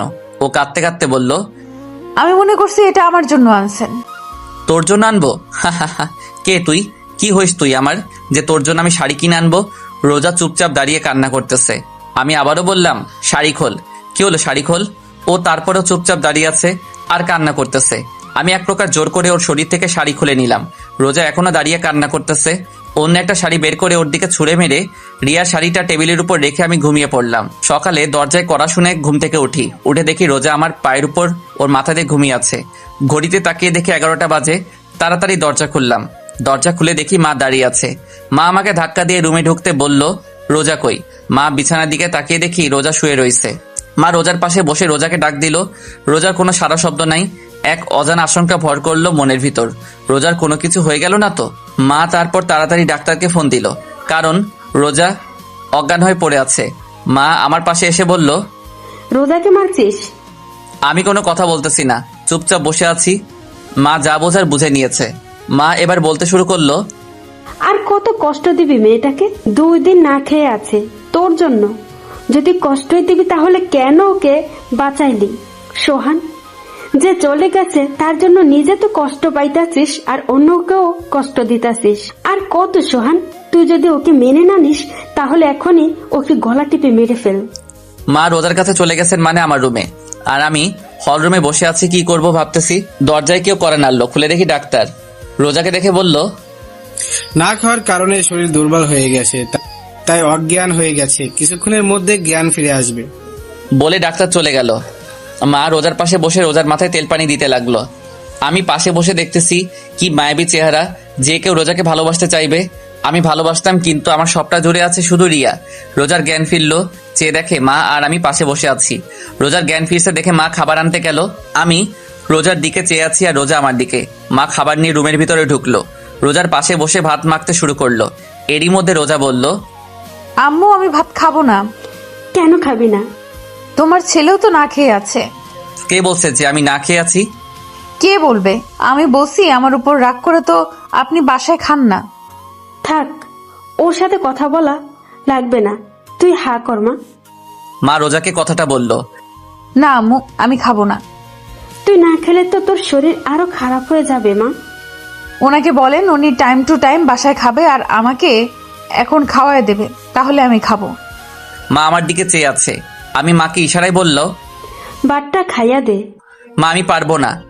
চুপচাপ খাইয়া দে, আমি বাইরে থেকে ঔষধ নিয়ে আসতাছি। বলে মা ভাতের প্লেটটা আমার হাতে দিয়ে চলে গেল। আমি বার কি করব, অনিচ্ছা থাকা সত্ত্বেও চুপচাপ খাইয়া দিতে লাগলাম। খাওয়া শেষে মা রুমে আসলো। আমি উঠে বাথরুমে চলে গেলাম। বাথরুমে ঢুকে কান পেতে শুনতে লাগলাম বাইরে মা আর রোজা কি কথা বলে। তুই ওর জন্য কেন শুধু শুধু নিজেকে কষ্ট দিস? আম্মু আমার জন্য আজ উনি ওনার ভালোবাসার মানুষের চিরতরে হারায় ফেলছে। কেন শুধু শুধু নিজেকে দোষ দিচ্ছিস? রিয়ার মৃত্যুর জন্য তোর আর সোহানের কোনো হাত নাই, এটা নিয়তি, এটাকে মেনে নিতে হবে। আম্মু ওনার মনে অনেক কষ্ট, কিন্তু উনি প্রকাশ করে না। তা আমি জানি, তার জন্য তুই নিজেকে কষ্ট দিবি না আম্মু, আমি শুধু ওনার কষ্টের ভাগটা নিতে চাই। আস্তে আস্তে সব ঠিক হয়ে যাবে, ধৈর্য ধর। বলে মা চলে গেল। আমি বাথরুম থেকে বের হয়ে রোজার পাশে যেয়ে বসলাম। রোজা বলল, কিছু বলবেন? তোমার যদি কিছু হয়ে যেত? কি আর হতো, মরে যেতাম। চুপ। আমি জানি আপনার সবটা জুড়ে শুধু রিয়া আপু আছে, আমি না। রিয়া আপুর জায়গাটা নিতে চাই না, শুধু আপনার পায়ের নিচে একটু জায়গা দিয়ে, কারণ এইখানে আমার বেহেশত, আমার জান্নাত। আমি কোনো কথা না বলে বাসার বাইরে চলে আসলাম। রাস্তায় হাঁটতেছি আর ভাবতেছি কি করব। দুপুরবেলা মা ফোন দিয়ে বলল তাড়াতাড়ি বাসায় আসতে। বাসায় যেয়ে সবাই একসাথে খাওয়া দাওয়া করলাম। রোজার দিকে চেয়ে দেখলাম ওর মুখে প্রাপ্তির হাসি। কিছুক্ষণ বাসায় বসে আবার বাইরে বের হলাম। গন্তব্য ইমনের বাসা। ইমনের বাসায় যেয়ে দেখলাম ইমন নেশা করতেছে, মানে আমিও আগে করতাম একটু একটু, কিন্তু রিয়া আমার জীবনে আসার পর আর কোনোদিন ছুঁয়ে দেখিনি। আজ ইমনকে খেতে দেখে আমারও খেতে ইচ্ছে করলো। ইমনের পাশে বসলাম। কিরে মামা, খাবি? দেখাই, অনেক দিন তো খাই না। ইমনের সাথে মদ খেতে শুরু করলাম, সাথে গাঁজাও। অনেক দিন পর খাচ্ছি, তাই নেশা পুরা চরমে উঠে গেছে। রাতে 11টায় মা ফোন দিল। মা বলো। কই তুই? এই তো মা, ইমনের বাসায়। তাড়াতাড়ি বাসায় আয়। আসতেছি বলে ফোন কেটে দিলাম। ইমনকে বললাম একটা গাজার বিড়ি দে আমাকে। বিড়িটা নিয়ে বাসায় আসলাম। রোজা আর আমি একসাথে খাবার খেলাম। রোজাকে বললাম তুমি ঘুমাও, আমি কিছুক্ষণ পর আসতেছি বলে ছাদে চলে আসলাম। বিড়িটা জ্বালিয়ে খেলাম, খুব ভালো লাগতেছে এখন। রুমে আসলাম। রুমে এসে দেখি রোজা শুয়ে আছে। ওকে দেখে আমি পুরা হ্যাং। ওর কোমরটা দেখে আমি এইভাবে কোনোদিন কোনো মেয়েকে দেখিনি। আমি আস্তে আস্তে ওর পাশে গেলাম। ও সাথে সাথে চোখ খুলে আমার দিকে চেয়ে রইছে। আমি ওর গলায় কিস করতে যাব, এরই মধ্যে রোজা বলল, আপনার মুখ থেকে আজ বাজে গন্ধ আসতেছে। কে শোনে কার কথা? আমি ওর গলায় ঘাড়ে কিস করতেছি আর ও নিজেকে ছাড়ানোর চেষ্টা করতেছে। রোজা আমার গালে থাপ্পড় দিয়ে নিজেকে ছাড়িয়ে নিয়ে চিল্লাইয়া বলল, কি খেয়ে আসছেন? বাজে গন্ধ আসতেছে আপনার মুখ থেকে। আমি পুরা হ্যাং। রোজা আমার গালে থাপ্পড় মারলো। মাথাটা পুরা ছিনছিন করতেছে। রোজার আওয়াজ শুনে মা দরজায় কড়া নাড়তেছে আর বলতেছে, কি হয়েছে রোজা? দরজা খোল। সোহান, সোহান কি হয়েছে? দরজা খোল। আমি ছলো ছলো চোখে রোজার দিকে চেয়ে আছি, আর রোজা মাথা নিচু করে বোবা কান্না করতেছে। দরজার ঠক ঠক আওয়াজ বাড়তে লাগলো। দরজার ওপাশে মা আর আব্বু জোরে জোরে বলতেছে দরজা খুলতে। নিজের প্রতি নিজের ঘৃণা হচ্ছে। দরজায় আওয়াজ আরো বাড়তে লাগলো। রোজাও দরজা খুলতেছে না, তাই আমি উঠে দরজা খুললাম। মা তাড়াতাড়ি রুমের ভিতর চলে গেল, আর আব্বু আমাকে জিজ্ঞাসা করলো, কি হয়েছে? আমি কোনো কথা না বলে ছাদে চলে আসলাম। এদিকে মা ঘরে ঢুকে রোজাকে বলল, কি হয়েছে? রোজা কোনো কথা না বলে মাকে জড়িয়ে ধরে কান্না করতে লাগলো। মা বোঝার চেষ্টা করতেছে আসলে ঘরের ভিতরে কি হয়েছে। রোজার মাথায় হাত বুলাতে বুলাতে আবার জিজ্ঞাসা করলো, কি হয়েছে? রোজা কোনো কথা না বলে আরো জোরে জোরে কান্না করতেছে। মা মনে করলো সোহান হয়তো আজ বেশি কিছু করছে, কারণ সোহান আগে পরেও রোজাকে মারছে, বেশি কথা বলছে। কিন্তু রোজা এমন ভাবে কাঁদে নাই, কিন্তু আজ না। মা আর ভাবতে পারতেছে না। মার অনেক রাগ হচ্ছে সোহানের উপর। সোহানকে এখন হাতের কাছে পেলে কাঁচা চিবিয়ে খেত। এদিকে আমি ভাবতেছি কি করতে যাচ্ছিলাম রোজার সাথে আমি নেশার ঘরে, কিন্তু তারপরেও রোজা আমার গায়ে হাত দিবে আমি কোনোদিনও ভাবতে পারি নাই। কিছুক্ষণ পর আস্তে আস্তে নিচে নামতে লাগলাম। রুমে ঢুকে দেখি মা আব্বু হল রুমে বসে আছে। মা রুমের দিকে চেয়ে দেখলাম রোজা মার রুমে বিছানার উপর বসে আমার দিকে চেয়ে কান্না করতেছে। তখন মা আমার সামনে এসে বলল, কি হয়েছে সোহান? কানে কি কম শুনিস? কি হয়েছে বল। আমি কোনো কথা না বলে রুমের দিকে যেতে লাগলাম। তখনই আব্বু আমার ঘাড়ে হাত দিয়ে তার দিকে আমাকে ঘুরিয়ে ঠাস ঠাস করে 2টা থাপ্পড় মারল। আমি এইবার অবাক হলাম, কেননা আমার আব্বু আমার গায়ে আমার জানা মতে কোনোদিন হাত দেয় নাই, কিন্তু আজ রোজার জন্য আমার গায়ে হাত দিল। আমাকে মারছে দেখে রোজা রুম থেকে দৌড়ে বের হয়ে আমাকে জড়িয়ে ধরে বলতে লাগলো, আমার স্বামীকে কেউ আমার জন্য মারবেন না। আমি রোজাকে ছাড়িয়ে নিয়ে বললাম, আজ তোমার জন্য আমার আব্বু আমার গায়ে হাত দিল, আরো কত কিছু দেখার বাকি আছে আল্লাহই জানে। বলে রুমে চলে আসলাম। আমার পিছন পিছন মা আর রোজা রুমে ঢুকলো। মা আমাকে বলতে লাগলো, দেখ সোহান, এভাবে চলতে থাকলে কেউ ভালো থাকবে না, না তুই না রোজা না আমরা, বাকিটা তোর হাতে। বলে মা রুম থেকে চলে গেল। রোজা দরজা লক করে আমার পা জড়িয়ে ধরে কান্না করতে লাগলো আর বলতে লাগলো, আমাকে আপনি মাফ করে দিন, বিশ্বাস করেন আমি আপনাকে মারতে চাইনি, আমাকে মাফ করে দিন। বলে হাউমাউ করে কান্না করতে লাগলো। আচ্ছা ঠিক আছে, তুমি ঘুমিয়ে পড়ো। ও তারপরেও আমার পা ধরে কান্না করতে লাগলো। আমি রোজাকে ডানা ধরে ওকে উঠিয়ে বললাম, যাও ঘুমিয়ে পড়ো, রাত অনেক হয়েছে। ও যে গালে আমাকে মারছে, ওই গালে আলতো করে হাত দিয়ে বলল, সত্যি মাফ করেছেন তো? আমি ওর হাতটা গাল থেকে সরিয়ে বললাম, মাফ করছি, আর তুমিও আমাকে মাফ করে দিও।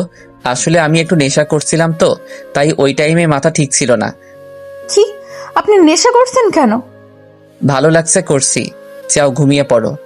কেন করছেন আগে সেটা বলেন। এক কথা কিন্তু বারবার বলতে ভালো লাগে না, যাও ঘুমিয়ে পড়ো।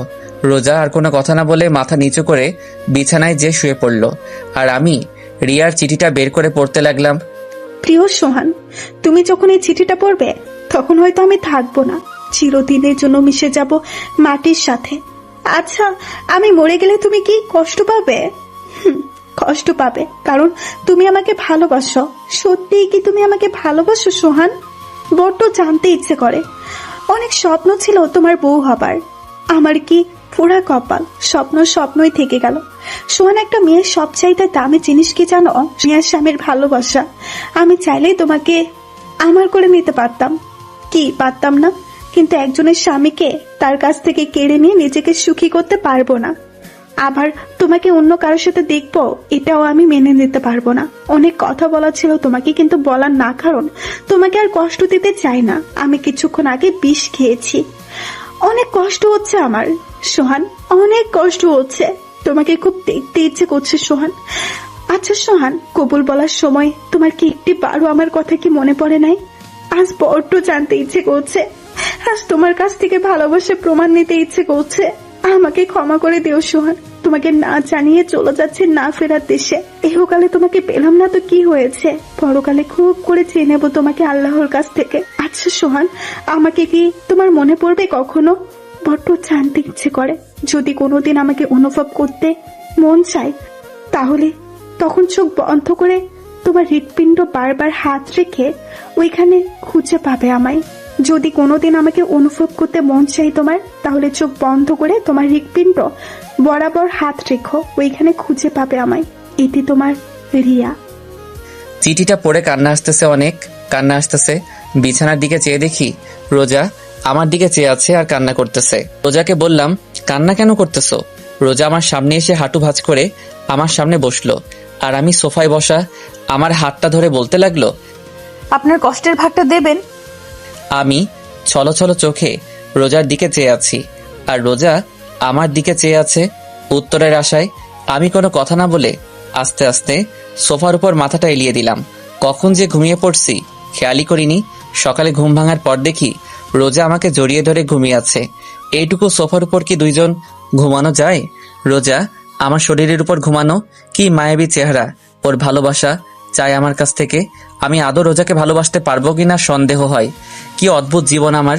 যাকে ভালোবাসলাম তাকে তো পেলাম না, আর যাকে চিনি না জানি না তাকেই পেলাম। কি করব আমি এখন? সবকিছু অন্ধকার লাগতেছে। আমার কাছে মনে হয় আমার জীবনটা এখানেই থেমে গেছে। রোজাকে সরিয়ে দিয়ে ঘুম থেকে উঠে ফ্রেশ হয়ে নাস্তা করে বাইরে বের হলাম। চলতি পথে রিয়ার মার সাথে দেখা। আমার দিকে এমন ঘৃণার চোখে তাকালো যেন আমি রিয়াকে গলা টিপে মেরে ফেলেছি। রাস্তায় কিছুক্ষণ ঘোরাঘুরির পর দুপুরবেলা বাসায় আসলাম। বাসায় এসে টেবিলে দেখলাম আমার জন্য আমার প্রিয় খাবারগুলো সব রান্না করা। দেখে অনেক খুশি হলাম। তাড়াতাড়ি একটু ফ্রেশ হয়ে খেতে বসলাম। খেতে খেতে মাকে বললাম, মা আজকে রান্নাটা অনেক ভালো হয়েছে। আজ রোজা রান্না করেছে। তুই কি কি পছন্দ করিস আমার কাছে জেনে রান্না করছে। আমাকে তো রান্নাঘরে ঢুকতেই দেয় নাই। আমি রোজার দিকে তাকিয়ে দেখি ও মুচকি মুচকি হাসতেছে। ওর হাসিটা আমার কাছে অনেক ভালো লাগে, কিন্তু এখন কি রকম বিষের মতো লাগতেছে ওর হাসিটা। ওর প্রশংসা করলাম আমি তো জানতামই না যে ও রান্না করছে আজ। খাবার টেবিল আর কোনো কথা বললাম না, চুপচাপ খেয়ে আমার রুমে আসলাম। কিছুক্ষণ পর রোজা আমার রুমে আসলো। এসে শাড়িটা এত পরিমাণ নিচে নামালো যে ওর কোমর সম্পূর্ণ দেখা যাচ্ছে। হয়তো আমাকে কাছে টানার চেষ্টা করছে, কিন্তু আমি ওকে না দেখার ভান করে চুপচাপ বসে রইলাম। আস্তে আস্তে আমার পাশে ঘুরঘুর করতেছে আর কোমরের কাপড়টা একটু সরাচ্ছে আবার দিচ্ছে, একটু সরাচ্ছে আবার দিচ্ছে। এবার আমি রোজাকে বললাম, কিছু বলবা? রোজা মাথা নাড়িয়ে না বলল, আবার মাথা নাড়িয়ে হ্যাঁ বলল। আমি একটু হেসে বললাম, কি বলবা বলো? না মানে কাল রাতে আপনি আমাকে। বলে থেমে গেল। কাল রাতে কি? এই যে আমি ঘুমিয়েছিলাম, আপনি আমাকে। বলে আবার থেমে গেল। আমি বুঝতে পারছি ও কি বলতে চাচ্ছে। আমি বললাম, সরি বললাম না, তখন আমি নেশা করছিলাম তো তাই তোমাকে। না মানে। আচ্ছা সরি, আর কোনোদিনও এমন হবে না। আপনার ইচ্ছা হলে আপনি আমার সাথে যা ইচ্ছা করতে পারেন, আমি কিছু মনে করব না। আমি ওর দিকে চেয়ে আছি। ও আস্তে আস্তে চোখ খুলে দেখে যে আমি ওর দিকে চেয়ে আছি। ও লজ্জায় দৌড়ে রুমের বাইরে চলে গেল। কিছুক্ষণ পর মা রুমে আসলো, এসে আমার পাশে বসলো। কিছু বলবা? তাকে সিদ্ধান্ত নিলি? কি সিদ্ধান্ত? রোজার বিষয়। দেখ সোহান, মেয়েটা অনেক ভালো, চেহারাও ভালো, সব দিক দিয়ে ঠিক আছে। তাহলে তোরা রিয়ার যেদিন বিয়ে হবার কথা ছিল ওদিন তোর আর রোজার আবার বিয়ে হবে। কেননা সবাইকে দাওয়াত দেওয়া হয়ে গেছে। শোন সোহান, রোজাকে ভালোবাসতে না পারলে ওকে কষ্ট দিস না। বলে মা রুম থেকে চলে গেল। আর আমি ভাবতেছি সবাই রোজার কষ্টটা বোঝে, কিন্তু আমার মনটা যে হাহাকার করতেছে রিয়ার জন্য সেটা কেউ দেখে না। বিকেল বেলা আব্বু আমার রুমে আসলো। কিরে বাবা, কি করিস? কিছু না, এই তো বসে আছি। থাপ্পড়টা জোরে লাগছিল তাই না? আরে আব্বু তুমিও না? কালকে ব্যাপারটা কিছু মনে করিস না। আসলে আমাদের কোনো মেয়ে নেই তো, তাই রোজকে এইভাবে কাঁদতে দেখে মাথা ঠিক ছিল না। তুই কিছু মনে করিস না বাবা। না আব্বু, আমি কিছু মনে করি নাই। তা বাইরে আয়, বৌমা পায়েস রান্না করছে, আয় একসাথে খাবো। চলো আব্বু। তারপর সবাই একসাথে পায়েস খেলাম। মা আমাকে বললো রোজাকে নিয়ে আমার খালা বাড়ি আর মামা বাড়ি থেকে ঘুরে আসতে। আমাদের বাড়ি থেকে মামা বাড়ি আর খালা বাড়ি 10 মিনিটের রাস্তা। আমি মাকে না বলতে পারলাম না, কারণ সবাই এখন হাসি খুশি আছে। না বললে সবার মুখ কালো হয়ে যাবে। রোজাকে বললাম রেডি হতে। কিছুক্ষণ পর রোজা রেডি হয়ে বোরকা পরে আসলো। বোরকাটা 2-3 জায়গায় ছেঁড়া। আমি বললাম, এই ছেঁড়া বোরকা পরে যাবে? আমার তো আর বোরকা নাই। তা আগে বলবা না তোমার বোরকা নাই? আগে মার্কেট চলো, তোমার কি কি লাগবে কিনে এনে তারপর মামার বাড়ি যাব বলে রোজাকে নিয়ে বের হতে যাব। এরই মধ্যে মা সামনে এসে আমার বাইকের চাবি আমার হাতে দিল। আমি মায়ের দিকে জিজ্ঞাসার দৃষ্টিতে তাকিয়ে রইলাম। মা বলল, মনে আছে বাইক কেনার সময় কি বলছিলি যে আমি বিয়ে করব তখন বাইকে করে আমার বউকে নিয়ে ঘুরবো, এর আগে আমি বাইক চালাবো না। তা এখন তো বউ আছে, বউকে নিয়ে বাইরে ঘুরতে যাচ্ছ না তো বাইকে নিয়ে যাও। বলে মা আমার হাতে কিছু টাকা দিয়ে চলে গেল। ছোট ভাইয়ের দিকে চেয়ে দেখি ও মিটমিট করে হাসতেছে। নিজের উপর নিজে রাগ হচ্ছে। কেন যে ওই দিন এই কথা বলতে গেলাম। বাইক নিয়ে বের হলাম। এলাকার সবাই আমাদের দিকে চেয়ে আছে একটু ঘৃণার চোখে। বন্ধু বান্ধব তো আমার সাথে কথাই বলে না, শুধুমাত্র ইমন ছাড়া। মার্কেটে এসে কেনাকাটা করে। আবার বাসায় আসলাম। রোজা বোরকা চেঞ্জ করে আসলো। প্রথমে মামা বাড়ি আসলাম, কথাবার্তা বলে খালার বাড়ি আসলাম। খালার বাসায় কিছুক্ষণ বসে বাসার দিকে রওনা দিলাম। রোজাকে আজ অনেক হাসি খুশি লাগতেছে। রোজা সবার সাথে এমনভাবে কথা বলছে মনে হয় এনারা সবাই রোজার সাথে যুগ যুগ ধরে পরিচয় আছে। বাসায় আসলাম। এসে হাত মুখ ধুয়ে বিছানায় শুয়ে শুয়ে ভাবতেছি রিয়ার কথা। রিয়া নামটা শুনেই ওকে ভালোবেসে ফেলেছিলাম। রিয়ার কথা আমার মাথা থেকে যাই না। সারাদিন ওকে মনে না পড়লেও রাতে চোখ বন্ধ করার সময় রিয়ার কথা আমার মনে পড়ে। কুড়ে কুড়ে খাই আমাকে রিয়ার সাথে কাটানো স্মৃতিগুলা। রোজা রুমের ভিতর ঢুকলো আর বলল, আম্মু ভাত খেতে ডাকে। আমার এখন ভালো লাগতেছে না, পরে খাবো। এই কথা বলার সাথে সাথে রোজা আমার পাশে এসে আমার কপালে হাত দিয়ে বলল, কেন ভালো লাগতেছে না? শরীর ঠিক আছে তো? আমি রোজার হাতটা আমার কপাল থেকে সরিয়ে বললাম, আরে বাবা তেমন কিছু না, এমনি পরে খাবো। রোজা মুখটা কালো করে বাইরে চলে গেল। কিছুক্ষণ পর মা রুমে আসলো। এসে বলল, তীরে তুই বলে ভাত খাবি না? পরে খাবো বললাম তো রোজাকে। রোজা না খেয়ে আছে, বলছে তুই না খেলে নাকি খাবে না। মা আমার এসব আগলা পিরিত কিন্তু ভালো লাগে না, চুপচাপ খেতে আয় বলে মা চলে গেল। আমিও খাইতে যাই নাই। আমার এসব আগলা পিরিত মোটেও ভালো লাগে না। কিছুক্ষণ পর বাইরে থেকে আব্বু ডাকতেছে ভাত খাইতে। একরাশ রাগ নিয়ে খাবার টেবিলে গেলাম। খাবারকে রুমে আসলাম। রোজা মার সাথে একটু কাজ করে রুমে আসলো। আমি বিছানায় শুয়ে আছি। রোজা এসে আমার পাশে শুয়ে পড়ল। আমি উপরের দিকে চেয়ে আছি আর রোজা আমার দিকে। আমি ওর দিকে ফিরে বললাম, কি হলো, ঘুমাও? রোজা এক ধ্যানে আমার দিকে চেয়ে আছে। ওর মুখের সামনে আঙুল দিয়ে তুড়ি বাজিয়ে বললাম, কি হলো, শুনতে পাও না? কি হইছে? বলছিলাম কি, ওইভাবে তাকিয়ে কি দেখো? আমার স্বামীকে। তা দেখা কি হইছে? হইলে ঘুমাও। না, দেখা হয় নাই। তাহলে তুমি দেখো, আমি ঘুমাই। আপনি এরকম কেন? কি রকম? এই যে আমার সাথে ভালো মতো কথা বলেন না, একটু ভালোবাসেন না। আমি চুপ করে আছি। এই প্রশ্নের উত্তর আমার কাছে নেই। আমার চুপ থাকা দেখে রোজা আমার বুকের উপর হাত দিয়ে একদম মুখের কাছে মুখটা এনে বলল, একটু ভালোবাসলে কি হয়? আমি রোজাকে আমার কাছ থেকে সরিয়ে বললাম, সবকিছু জেনে এই কথা বলো কিভাবে? রোজা আমার আরো কাছে এসে বলল, স্বামী হন, আমার প্রেমিক না। তো তো বুঝি না। ভালো না বাসলে রিয়া আপুর মতো আমিও বিষ খেয়ে মরে যাব। আমি একটু ভয় পেয়ে গেলাম রোজার মুখে এমন কথা শুনে। আমি চুপ আছি দেখে রোজা আবার বলতে লাগলো, কি ভালোবাসবেন নাকি?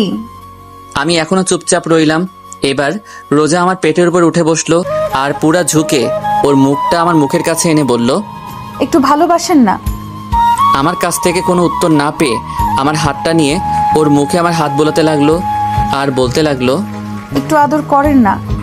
আমি হাতটা ওর হাত থেকে ছিনিয়ে নিলাম আর ও সাথে সাথে আমার মুখে, গলায়, বুকে অগণিত চুমু দিতে লাগলো। আমি পাগল হয়ে যাচ্ছি। মন চাচ্ছে রোজার ভিতর ডুব দিতে, কিন্তু রোজা পাগলের মতো চুমু দিতে লাগলো। আমি কোনো প্রকার রেসপন্স করতেছি না। এই প্রথম কোনো মেয়ে আমাকে লিপ কিস করলো। আমি আর নিজেকে ধরে রাখতে পারি নাই। আমি কেন, অন্য যে কোনো পুরুষ নিজেকে ধরে রাখতে পারবে না এরকম সময়? বিলিয়ে দিলাম নিজেকে রোজার মাঝে। ভেসে গেলাম দুজনে এক অন্য রকম সুখের জগতে। সকালে বৃষ্টির মতো টুপ টুপ করে পানি পড়তেছে মুখের উপর। চোখ মেলে তাকিয়ে দেখি রোজা গোসল করে এসেছে আর ও চুলের পানি আমার মুখের উপর ফেলতেছে। আমি রোজার দিকে চেয়ে আছি। অনেক সুন্দর লাগতেছে ওকে আজ।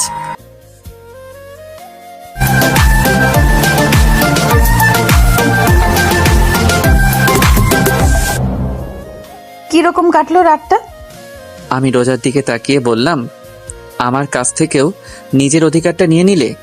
রোজা একটু রাগী লোক নিয়ে একদম আমার কাছে এসে বলল, স্বামীর কাছ থেকে স্ত্রীর অধিকার নিলাম, তাতে আপনার কি? আর হ্যাঁ, আজকের পর থেকে আজ রাতে যেভাবে ভালোবাসছেন প্রতিদিন এইভাবে ভালোবাসবেন আমাকে, নইলে কি? যেভাবে রাতে অধিকার আদায় করে নিচ্ছি এইভাবেই আদায় করে নেব। বলে রোজা আমার কপালে আলতো করে একটা চুমু দিয়ে চলে গেল। দরজার সামনে দাঁড়িয়ে রোজা আবার বলল, গোসল করে তাড়াতাড়ি নাস্তা করতে আসেন। বলে চলে গেল। গোসল করে নাস্তার টেবিলে আসলাম। রোজাকে দেখে মনে হচ্ছে ও হাসি খুশি ভাবে সবার সাথে কথা বলতেছে। এরকম হাসি খুশি রোজাকে আগে পরে দেখিনি আমি। মা রোজাকে জিজ্ঞাসা করলো, কি রে রোজা, তুই তো মনে হয় আজ অনেক খুশি। রোজা মাকে ইশারায় বলল, তা জানতে পারি এত খুশির কারণ কি? তা তো বলা যাবে না আম্মু। রোজাকে মার সাথে এইভাবে কথা বলতে দেখে আমার গা জ্বলতেছে। কোনো রকম নাস্তা করে বাইরে বের হতে যাব, সামনে এসে রোজা পথ আটকালো আর বলল, কোথায় যাওয়া হচ্ছে শুনি? রোজা এমন ভাবে কথাটা বলল আমার রাগ উঠে গেল। তারপরও আমি শান্তভাবে বললাম, সামনে থেকে সরো। রোজা আবারও বলল, আমি কি বললাম শুনলেন নাই নাকি? আমি রেগে রোজার 2 ডানা ধরে ঘরের ভিতর জোরে সরিয়ে দিয়ে আমি বাইরে চলে আসলাম। বাইরে কিছুক্ষণ ঘোরাফেরা করে বাসায় আসলাম। দেখলাম দরজা খোলা। ভিতরে ঢোকার সাথে সাথে দেখলাম রক্ত আর রক্ত। বাসায় মা, আব্বা, ছোট ভাই, রোজা কেউ নাই। আমার প্রচুর ভয় করতে লাগলো। আমার পুরা শরীর কাঁপতে লাগলো। আর কি হলো? মারে আব্বাকে ফোন দিলাম, কিন্তু তাদের ফোন বাসায়। সজীবকে ফোন দিলাম। সজীব সাথে সাথে ফোন ধরে বলল, ভাইয়া তুমি কোথায়? কাঁদতে কাঁদতে কথাগুলো বলল সজীব। কেন, কি হয়েছে?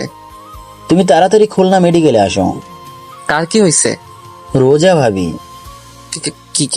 কি হয়েছে রোজার? তুমি তাড়াতাড়ি আসো। বলে ফোন কেটে দিল।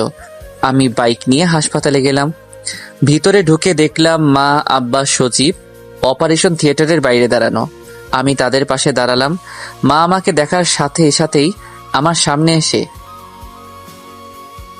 আমাকে থাপ্পড় মারলো আর বলতে লাগলো, এত ঘৃণা করিস রোজাকে?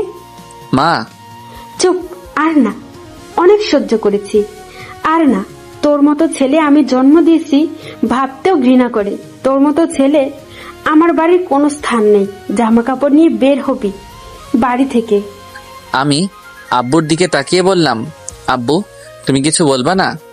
বাড়ি থেকে বের হয়ে আমাদের একটু শান্তিতে থাকতে দে। আমি আর কোনো কথা না বলে বাইক নিয়ে বাসায় আসলাম। বাইকটা রেখে জামা কাপড় একটা ব্যাগে নিয়ে বাসা থেকে বের হয়ে পড়লাম। কোথায় যাব জানি না। দুপুরবেলা রোদ্রের তীব্র তাপে উদ্দেশ্যহীনভাবে হাঁটতেছি রাস্তায় আর ভাবতেছি কি করলাম আমি, কি কারণে মা আব্বু বের হয়ে যেতে বলল আমাকে বাড়ি থেকে। ঢাকার একটা টিকিট কাটলাম, ঢাকা যাব, ওইখানে যে কিছু একটা করা যাবে।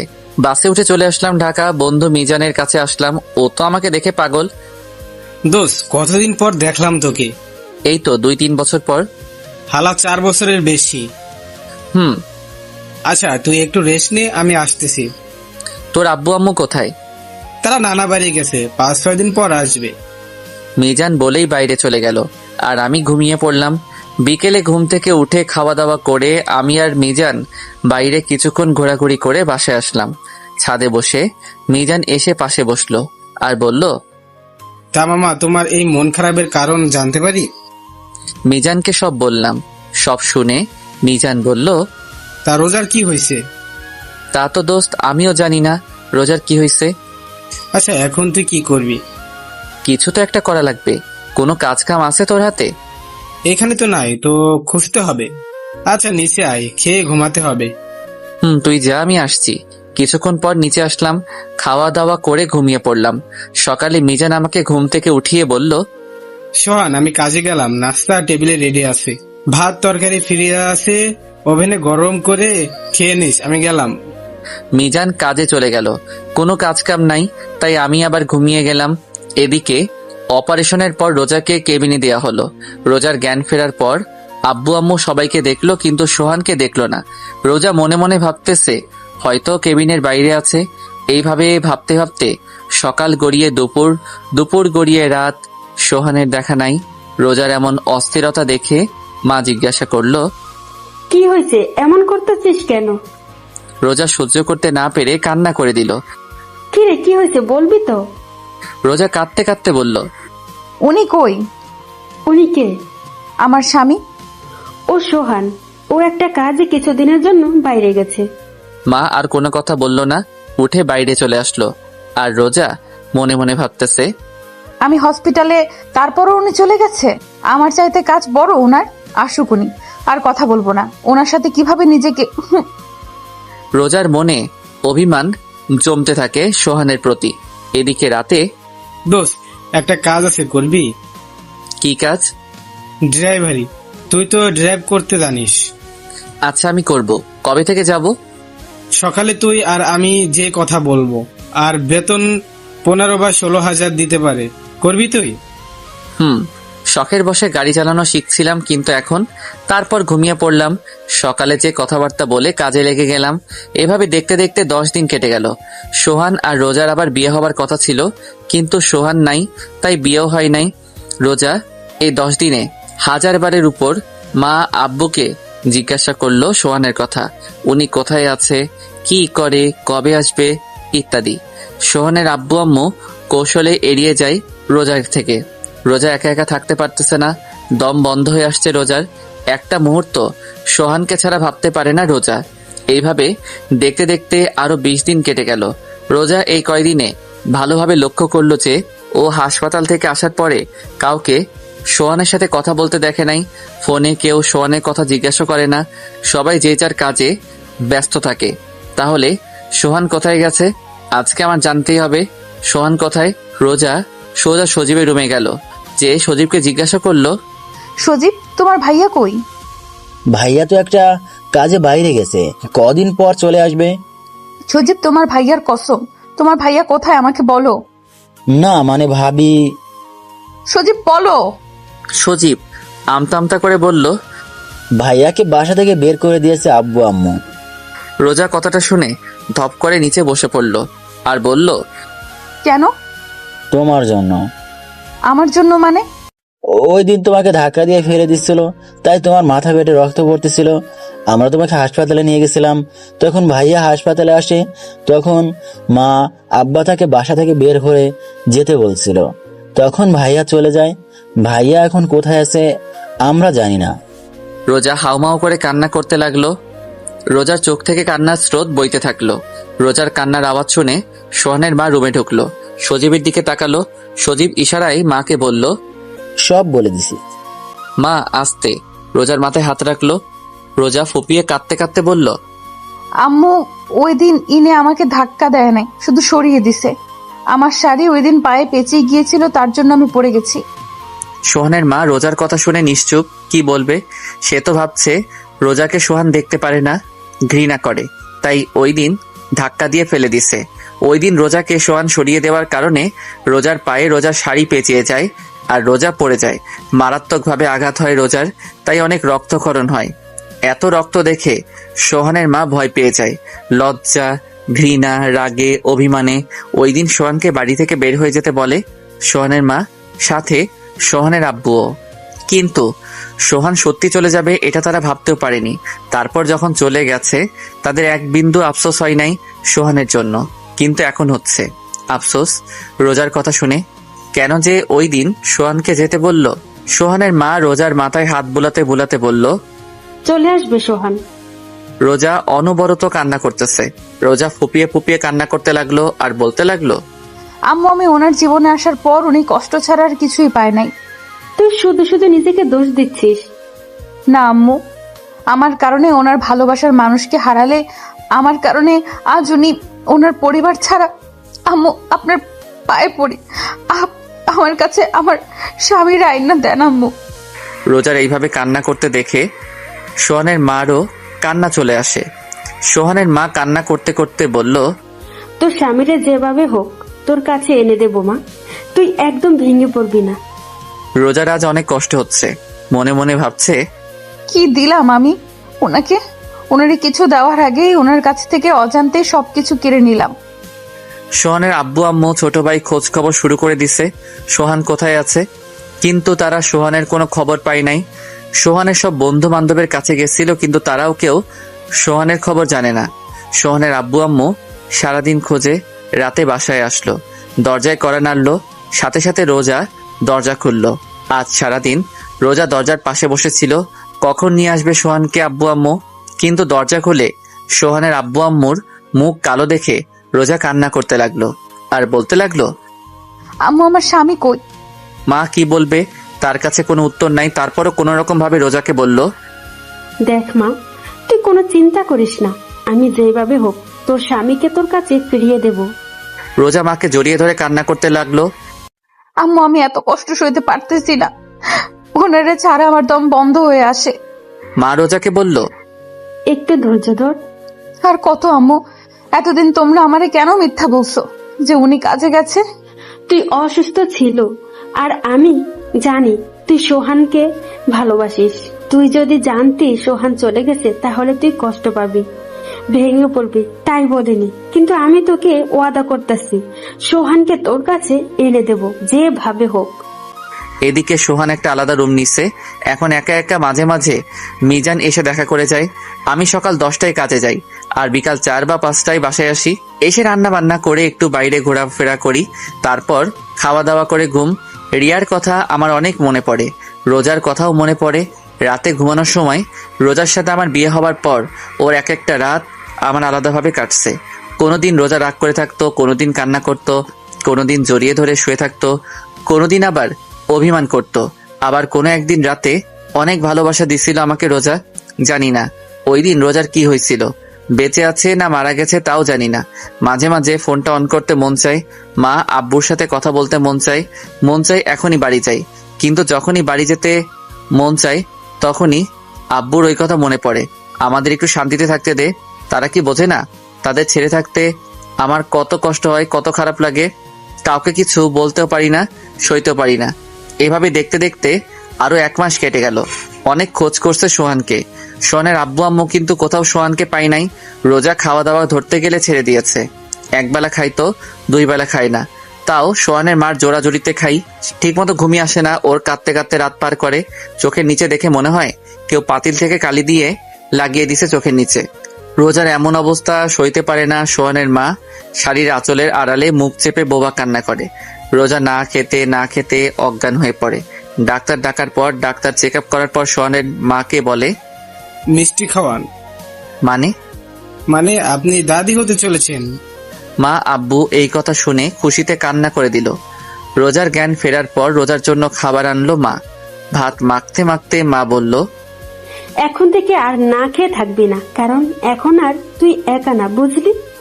মানে আম্মু, আর আমি এখন ভাত খাবো না? চুপচাপ খা, নইলে আমার দাদু ভাই কষ্ট পাবে। দাদু ভাই মানে? আরে পাগল, তোর গর্বে তোর স্বামীর সন্তান। রোজার পেটের উপর হাত দিয়ে অবাক চোখে সোহানের মায়ের দিকে চেয়ে আছে। সোহানের মা ইশারায় মাথা নাড়িয়ে রোজাকে হ্যাঁ বলল। রোজা ঢুকরে কেঁদে উঠল।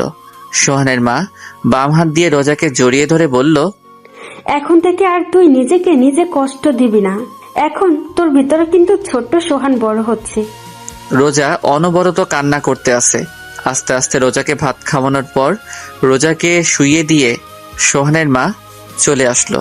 রোজা বিছানায় শুয়ে শুয়ে একা একা বলতেছে, কোথায় আপনি? আমার কথা কি আপনার মনে পড়ে না? আমি কি করছি? আমাকে এইভাবে কেন কষ্ট দেন? আমারেও নিয়ে যাইতেন আপনার সাথে। আমার ভালো লাগে না আপনারে ছাড়া। আপনি কেন বোঝেন না? পাগলের মতো একা একা কথা বলতে থাকে রোজা। এভাবে দেখতে দেখতে আরো 1 মাস চলে গেল। রোজা এখন নিজেকে একটু শক্ত করছে, কারণ তার স্বামীর সন্তান তার গর্ভে। বিয়ের পর সোহানকে কিছুই দিতে পারে নাই রোজা, তাই সোহান যে দিন আসবে সেদিন সোহানকে সোহানের সন্তান দেবে। সোহানের মা সারাদিন রোজার আশেপাশে থাকে, রোজাকে কোনো কাজ করতে দেয় না।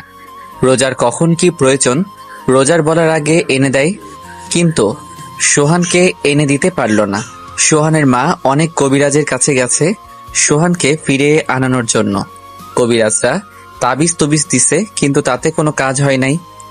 রিয়ার আম্মু কিভাবে সোহানের বিয়েটা হয়েছে সেটা জানার পর রোজাকে দেখতে আসছিল, কিন্তু ওনার ভুলটা বুঝতে পারে যে এই বিয়েতে সোহানের কোনো মত ছিল না।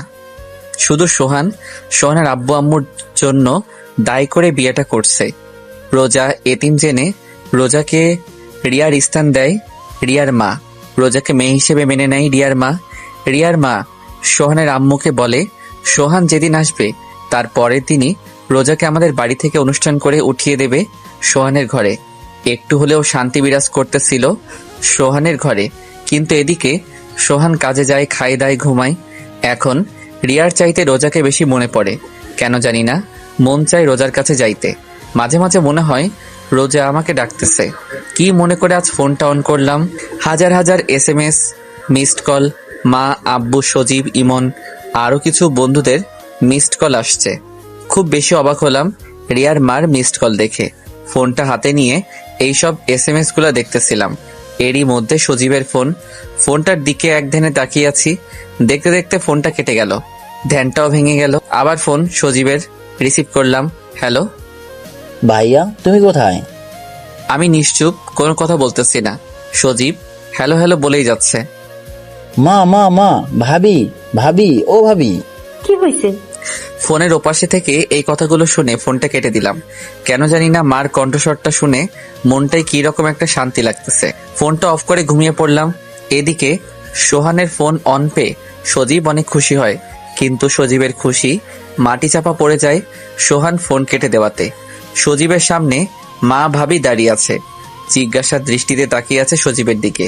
সজীব শান্তভাবে বলল, ভাইয়ার ফোন অন পাইছিলাম, ফোন ধরে হ্যালো বলেই কেটে দিল, এখন ফোন বন্ধ বলতেছে।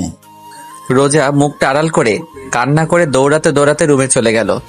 বিছানার উপর লাফ দিয়ে শুয়ে কান্না করতে লাগলো। সোহানের মা দরজার আড়াল করে দাঁড়িয়ে রোজার এমন কান্না দেখে। দেখা ছাড়া যে তার আর কিছুই করার নাই। রিয়ার আব্বু আম্মু, সোহানের আব্বু আম্মু, সজীব, সোহানের কিছু খালাতো ভাই মিলে সোহানকে খুঁজছিল, কিন্তু কোথাও পেল না। খুঁজলো বলতে সোহানের সব বন্ধুদের বাসায় আরো টুকটাক জায়গায়। রাতে সবাই বাসায় আসলো খালি হাতে। দরজা খুলে যখন দেখে সোহান নাই, নিমিষেই মুখটা অন্ধকার হয়ে যায় রোজার। এভাবে দেখতে দেখতে আরো কিছুদিন কেটে গেল। একদিন সকালে ইমন আসলো সোহানের বাসায়। দরজায় কড়া দিয়ে দাঁড়িয়ে আছে। সোহানের আম্মু এসে দরজা খুললো। ইমনকে দেখেই বলল, আরে ইমন, আয় ভিতরে আয়। ইমন ভিতরে যে বসলো। তুই বস, আমি চা নিয়ে আসি। না খালা, চা খাবো না, একটু আগে খেয়েছি। আগে বলেন, সোহানের কোনো খোঁজ পাইলেন? না, এখনো কোনো খোঁজ খবর পাই নাই। তুই জানিস সোহান কোথায়? জানি না কোথায় আছে, কিন্তু কার কাছে আছে সেটা জানি। ইমনের কথা শুনে মার চোখ ভিজে উঠল। ভেজা ভেজা চোখে ইমনকে জিজ্ঞাসা করলো, কার কাছে আছে আমার সোহান? খালা, মিজান থাকতো না আপনাদের পাশের বাসায়? আমার মনে হয় সোহান ওর কাছে আছে, কেননা এই দেখেন মিজান আর সোহানের একটা ফটো ফেসবুকে মিজান ছাড়ছে। সোহানের মা এক ধ্যানে ছবিটার দিকে তাকিয়ে আছে। ফোনটা হাতে নিয়ে রোজার রুমে গেল সোহানের মা। যে দেখে রোজা বিছানায় শুয়ে শুয়ে পেটের উপর হাত দিয়ে কান্না করতেছে। রোজা সোহানের মাকে দেখে বৃথা চেষ্টা করলো চোখের পানি আড়াল করার। সোহানের মা রোজার পাশে বসে ফোনটা দেখিয়ে বলল, এই দেখ তোর স্বামী। রোজা চুপচাপ ছবিটার দিকে তাকিয়ে আছে। ফোনটায় সোহানের ছবির উপর হাত দিয়ে সোহানকে অনুভব করতে লাগলো, আর চোখ থেকে তো পানি পড়তেছে। তুই আর কান্না করবি না, তোর স্বামীরা তোর কাছে 2 দিনের মধ্যে এনে দিব। আম্মু, আমি এখনই যাবো ওনার কাছে। এতদিন ধৈর্য ধরছিস, আর 2টা দিন মা, একটু ধৈর্য ধর। এই কথা বলে ফোনটা নিয়ে ইমনের কাছে দিল। আরো কিছুক্ষণ ইমনের সাথে কথা বলল মা। তারপর ইমন চলে গেল। কিছুক্ষণ পর সোহানের আব্বু বাসায় আসলো। আসার সাথেই সোহানের আম্মু জিজ্ঞাসা করলো, পাশের বাসা রেহানারা থাকতে মনে আছে? মনে থাকবে না কেন? মিজানের আম্মু কথা বলছো তো? তারা তো 4 বছর আগে এখান থেকে চলে গেছে, তো এখন কি? আমাদের সোহান ওখানেই। কি? তোমার ডায়েরিতে নাম্বার আছে, ফোন দাও রোহানকে। তুমি জানলে কেমন করে? আর ওরাতে ঢাকা থাকে? এত কথা বলার সময় নাই, তুমি নাম্বার বের করে ফোন দাও। আর আমি জানি ওরা ঢাকা থাকে, তার জন্য সচিব গেছে। টিকিট কাটতে। তুমি শুধু ফোন দিয়ে জিজ্ঞাসা করো ঢাকা কোথায় থাকে সোহান। মিজানের মার সাথে কথাবার্তা বলে রওনা হলো ঢাকার উদ্দেশ্যে। সোহানের আব্বু আম্মু সজীব আর রোজাও যাচ্ছে ঢাকায়। সারাটা পথ রোজা কান্না করতেছিল, কিন্তু ওর মুখে এক অদ্ভুত রকমের তৃপ্তি ছিল। সকাল 8টায় দরজায় অনেক জোরে ধাক্কাধাক্কির আওয়াজ শুনে ঘুম ভাঙল। ঘুম ঘুম চোখে দরজা খোলা মাত্রই কেউ একজন ঝাপটে করে জড়িয়ে ধরল। সামনের দিকে তাকিয়ে দেখি মা, আব্বু, সজীব দাঁড়িয়ে আছে, আর রোজা আমাকে জড়িয়ে ধরে কান্না করতে লাগলো। রোজাকে নিজের থেকে ছাড়িয়ে নিতে যাব, তখনই মা ইশারায় বলল ওকে রুমে নিয়ে যেতে। রোজার কানের কাছে মুখ নিয়ে বললাম, ছাড়ো, সবাই দেখতেছে। রোজা কোনো কথা বলতেছে না, আমাকে জড়িয়ে ধরে কান্না করতেছে। রোজাকে জড়িয়ে ধরা অবস্থায় রুমে নিয়ে আসলাম। ওকে বিছানায় বসাতে যাব, রোজা আরো আমাকে ঘুরিয়ে বিছানায় ফেলে আমার বুকে মাথা দিয়ে কান্না করতেছে। ওর এমন কান্না দেখে নিজের কাছে অনেক খারাপ লাগতেছে। আমি রোজাকে বললাম, কান্নাটা থামাও, আমার শার্ট ভিজে যাচ্ছে। রোজা আমার কথার কোনো উত্তর না দিয়ে আমাকে আরো জোরে জড়িয়ে ধরে কান্না করতে লাগলো। রোজা প্লিজ কান্নাটা থামাও। রোজা কোনো কথা না বললে আমার হাতটা ওর পেটের উপর রাখলো। চলো চলো চোখে তাকিয়ে আছে রোজা, আমার বুঝতে বাকি না রোজা পেটের উপর হাত দিয়ে কি বোঝাতে চাচ্ছে। আমি খুশিতে ওর কপালে একটা গভীর চুমু খাই। রোজা চোখ বুঝে আরো শক্ত করে জড়িয়ে ধরলো আমায়। কিছুক্ষণ পর রোজা ঘুমিয়ে পড়ছে আমার বুকে। মা দরজার সামনে দাঁড়িয়ে আমাকে ডাকতেছে, উঠতে যাব। এর মধ্যে মা রুমে ঢুকলো। রোজা এখনো আমাকে জড়িয়ে ধরে ঘুমিয়ে আছে। উঠতে যাব, এরই মধ্যে মা বলে উঠলো, থাক, ওঠা লাগবে না, শুয়ে থাক তুই। রোজার মাথায় হাত বুলাতে বুলাতে মা বলল, কতদিন পর মেয়েটাকে একটু শান্তিতে ঘুমাতে দেখলাম। তুই চুপচাপ শুয়ে থাক, ওর ঘুম ভাঙলে উঠিস। মা এই কথা বলে বাইরে থেকে দরজা লাগিয়ে চলে গেল। আমি পলকহীন ভাবে তাকিয়ে আছি রোজার দিকে। কত বদলে গেছে মাত্র কয়েক মাসে। ওর চোখে মুখে আগের মতো সেই মায়া নেই, কিন্তু কষ্টের ছাপ স্পষ্ট। ও এমনভাবে আমার বুকের উপর মাথা দিয়ে শুয়ে আছে যে আমি নড়াচড়া করতে পারতেছি না। এমনভাবে আমার বুকের উপর মাথা রেখে আছে। দুপুরবেলা রোজার ঘুম ভাঙলো। বুক থেকে মাথাটা তুলে আমার দিকে ঘুম ঘুম চোখে তাকিয়ে আবার কান্না করে দিল। রোজার চোখের পানিটা মুছে দিয়ে বললাম, কি হয়েছে, কাঁদতেছো কেন? ও কোনো কথা না বলে শক্ত করে জড়িয়ে ধরে বুকের উপর মাথা রেখে কান্না করতেছে। আমি ওর পিঠে আস্তে করে হাত দিয়ে একটু নাড়া দিয়ে বললাম, রোজা, তোমাকে আমি একদিন বলছি আমার সামনে কান্না করবে না। এইবার রোজা কান্না থামিয়ে চুপচাপ বুকে শুয়ে আছে। রোজা, রোজা, রোজা, কি কথা বলবা না? আচ্ছা ঠিক আছে, কথা বলা লাগবে না, এরকম বোবা হয়ে থাকো। দেখি সরো, আমি উঠবো। এই কথা বলার সাথে সাথে রোজা আরো শক্ত করে আমাকে জড়িয়ে ধরলো। তা কিছু তো বলো। আপনি আমাকে রেখে চলে আসছেন কেন? আমি কোনো কথা না বলে চুপচাপ শুয়ে আছি। আমার চুপ থাকা দেখে রোজা বলল, আপনি কি আমাকে আরো কষ্ট দেবেন? কি রকম অদ্ভুত ভাবে কথাটা বললো রোজা। আমার কাছে মনে হলো ওর এই কথাটা বলতে অনেক কষ্ট হয়েছে। আমার আবার চুপ থাকা দেখে রোজা আস্তে আস্তে ওর মুখটা আমার মুখের কাছে আনলো আর বলল, কি হলো? এখন তো দেখি আপনি বোবা হয়ে গেছেন। আমি কি বলবো? ও জোরে জোরে নিঃশ্বাস নিতেছে আর ওর সব নিঃশ্বাস আমার মুখের উপর পড়তেছে। অনেক ভালো লাগতেছে এই মুহূর্তটা। মন চাচ্ছে ওর ঠোঁটে একটু ডুব দেই, কিন্তু মনের কথা মনে রেখে রোজাকে আমতা আমতা করে ঢোক গিলে বললাম, শুধু রোজা। রোজা বলার সাথে সাথে রোজা ও ঠোঁটটা আমার ঠোঁটে ডুবিয়ে দিল। কতক্ষণ ছিলাম আমি জানি না। দরজায় কড়া শুনে দুজনের হুঁশ আসে। লজ্জায় কেউ কারো দিকে তাকাতে পারছি না। আমি দরজা খুলতে যাব, এরই মধ্যে রোজা চিল্লায়, বলে উঠল, কে? দরজার ওপাশ থেকে মা বলে উঠল, আমি। আম্মু তুমিও না, তুমি যাও, আমরা পরে বের হচ্ছি। আচ্ছা, তোর যখন খুশি তখন বের হ। টেবিলে খাবার রাখা আছে, আমরা একটু মিজানদের বাসায় যাচ্ছি। আচ্ছা আম্মু, ঠিক আছে। আচ্ছা আমি যাই। তাড়াতাড়ি আসবা আম্মু। হুম। মা আব্বু চলে গেল। আমি রোজাকে বললাম, মার সাথে কেউ এইভাবে কথা বলে? আমি বলি, আমার মা আমি যেমন কথা বলি তাতে আপনার কি? ওই কথা বলে রোজা আবার ওর ঠোঁট আমার ঠোঁটের কাছে আনতে লাগলো। আমি বললাম, রোজা না, একদম না। আবার ডুবিয়ে দিল রোজা রোজার ঠোঁট আমার ঠোঁটের উপর। কিছুক্ষণ পর নিজেকে রোজার কাছ থেকে ছাড়িয়ে নিয়ে বললাম, যাও হাত মুখ ধুয়ে আসো, ভাত খাবো। না, আমার খিদা নাই, আমি অন্য কিছু খাবো। আমার ঠোঁট দেখিয়ে বলল কথাটা। আমিও একটু রাগী লুক নিয়ে বললাম, এতক্ষণ খাইছো, মন ভরে নাই? ও একটু কান্না করে দিয়ে বলল, আপনি খালি রাগ দেখান আমার উপর। আচ্ছা আচ্ছা, আর রাগ দেখাবো না, এইবার তো কান্না থামাও। আগে আমার এইখানে এইখানে এইখানে চুমু দেবেন, তাহলে কান্না থামাবো। একটু বেশি বেশি হয়ে যাচ্ছে না? এইবার রাগী লোক নিয়ে বলল, দেবেন না তাই তো? আপনি আর কি দিছেন আমাকে কষ্ট ছাড়া? আচ্ছা আচ্ছা দিতেছি বলে ওর দিকে আগাতে লাগলাম। ও চোখ বন্ধ করে আছে, চোখটা হালকা ভিজা ভিজা, ঘন ঘন ঢোক গিলতেছে, চোখের নিচে কালো দাগ পড়ে আছে। তো কি হয়েছে? ওকে এখন অনেক সুন্দর লাগতেছে। আমি একদম ওর কাছে গিয়ে দাঁড়িয়ে আস্তে করে বললাম, দেওয়া কি লাগবেই? রোজা কোনো কথা না বলে চোখ বন্ধ থাকা অবস্থায় মাথা নাড়িয়ে হ্যাঁ বলল। আমি প্রথমে ওর কপালে, তারপর ঠোঁটে, তারপর গলায় একটা একটা করে চুমু দিলাম। গলায় চুমু দেওয়ার সাথে সাথে রোজা আমাকে ঝাপটে ধরলো। অনেকক্ষণ পর ছাড়লো আমাকে। যাও হাত মুখ ধুয়ে আসো, ভাত খাবো এখন। হুম। রোজা ফ্রেশ হয়ে আসলো, তারপর আমি একটু ফ্রেশ হলাম। দুজনে একসাথে খাবার টেবিলে বসলাম। আমি খেতে শুরু করলাম, কিন্তু রোজা না খেয়ে আঙুল দিয়ে ভাত নাড়াচাড়া করতেছে। তাই আমি বললাম খাও। রোজা কোনো কথা বলতেছে না। আমি আবার বললাম, কি হলো খাও। এবার রোজা আমতা আমতা করে বলল, কেউ যদি খাওয়াইয়া দেয় তাহলে আমি খাবো, আর নইলে খাবো না। এই যে ঢং না করে চুপচাপ খাও।